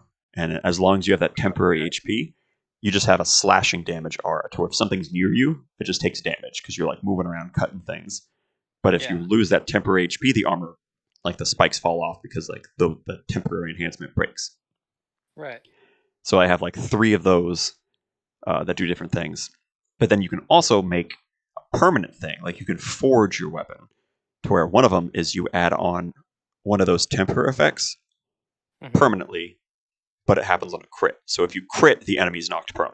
So now your weapon, it's not an enchanted weapon, not a magic weapon, it's just your weapon's better because whenever you crit, it does like an extra effect to it. Wow. And then there's other things. Yeah, and then there's other things where it's like one weapon is you have a -2 to hit, but a +4 damage. So if you choose to make a weapon that's like a berserker weapon where you're less accurate but more damaging, or you choose to make Sephiroth's sword and make your long sword have reach, so it hits like a spear. So it's just I have these things where you can modify, and like in tier 2, you can take 2 weapons, combine them. So you might have a bow / sword, like pit style. So instead of switching, instead of having to switch weapons as a bonus action, you can just attack with a spear and flip around with an axe and hit because it's this. So it's shit like that, to where like I'm trying to do that for every skill, including cooking, glass blowing, jewel crafting. Some of these, okay, the last 3 you just mentioned, I don't think they need to be that complex. Yeah, but I've already made it. I've already set the complexity with alchemy. The big problem is Silas is a bitch, to where Silas's character has, as an artificer, comes with 2 skill proficiencies bonus, plus half of their, like a ton of their skills are based on using tools. Plus, like she picked another 2 like sets of tools, like all sorts of like they're built around tools, and tools, as David and I were talking about, are fucking useless in game. They're shit. Oh, okay. Well, that just sounds like a terrible time. Yeah, so you gotta find all these ways to make tools useful in D&D. And it's like a personal challenge to where, like, can I? Like, the economy's shit in D&D. Players can't spend their money on anything. Tools are shit in D&D. Like, you can't do anything with them, except for, like, flavor or minor edge cases. So I'm like, can I just find, like, there's the meeting point between those, is make tools useful, and then fix the economy by making tools useful. So I feel like if players can spend their money on cool things, then... Yeah, but then you gotta find the balance of, like, how many cool things do we get without being overpowered?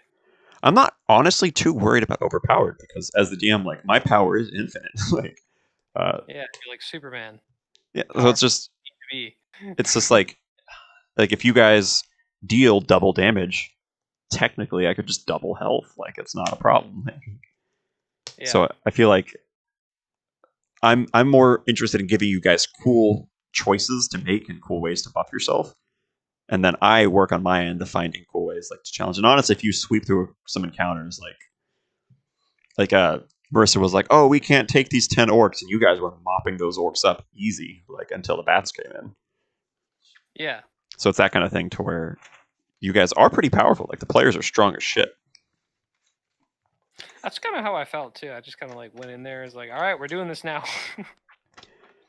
And then I kind of want to set. This is why I kind of like this system. Is I want to set the old school D&D is the idea of the lower in the dungeon you go, the more difficult enemies get, and you know that. Like, so I want to make gold limited, useful, and then in order to get more of it, it's an actual risk. Like, okay, this job is hard. You guys know you might die going into this, but is it worth it?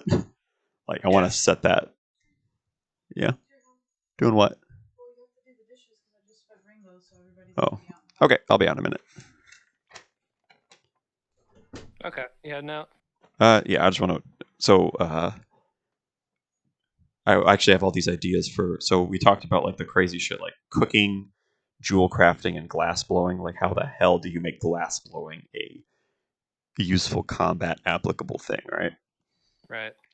So listen to these ideas. I think I found it. So Oh, God. glass blowing is all about. You can so in the game you can make like bottles, flasks for potions.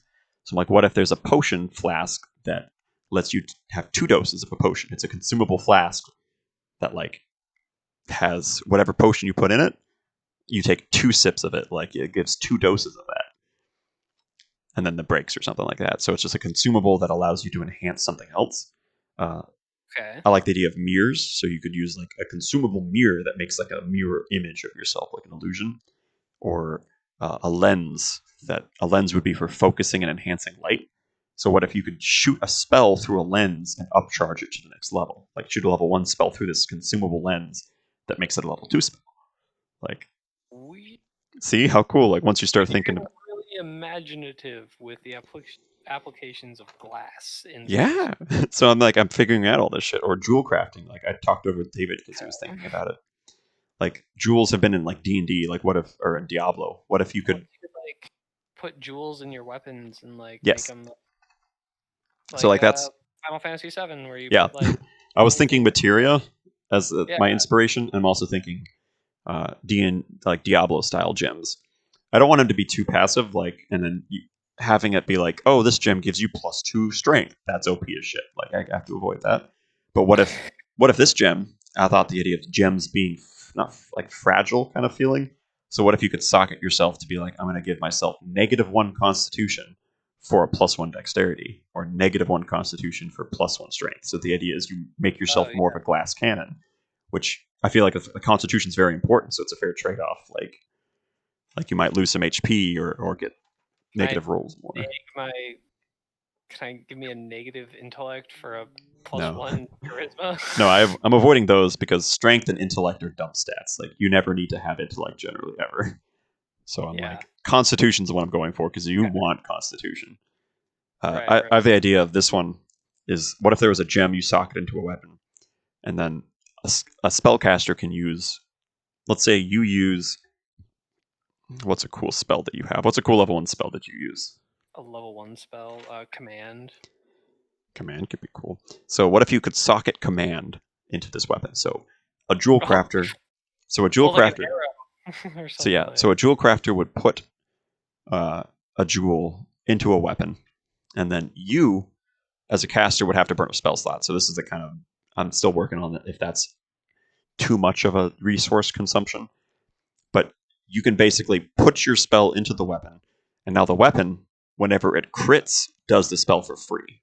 Like Weird. Until the next, like it eventually wears off. But then it's this idea to where you sacrifice the utility of knowing when to use command at the exact right time. Like shatter or something. Yeah, shatter. Like I could make a level 2 gem. So you could put shatter into this weapon to where instead of shattering, the downside is I can't use shatter, or at least I burned a spell slot of using shatter.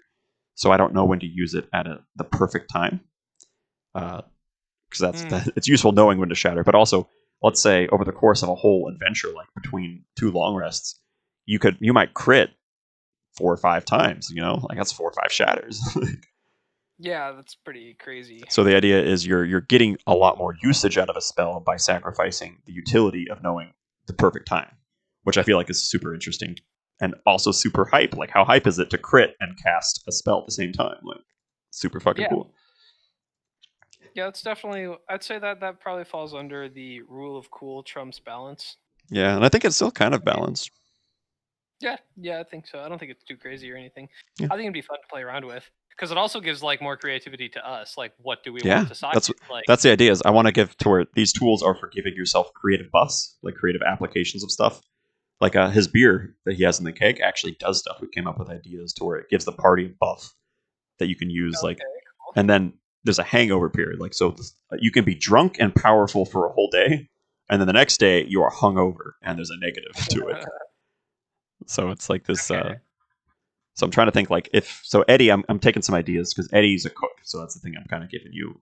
So I'm trying to think of like what cool things can a cook do. And I have a ton of ideas, but if you have ideas too, I think Marissa's calling, so I'm going to go. But if you have ideas for what you would like a cooking system to implement, well, I'd be I actually curious. had a halfway finished cooking system in my campaign. Throw it at me. Yeah.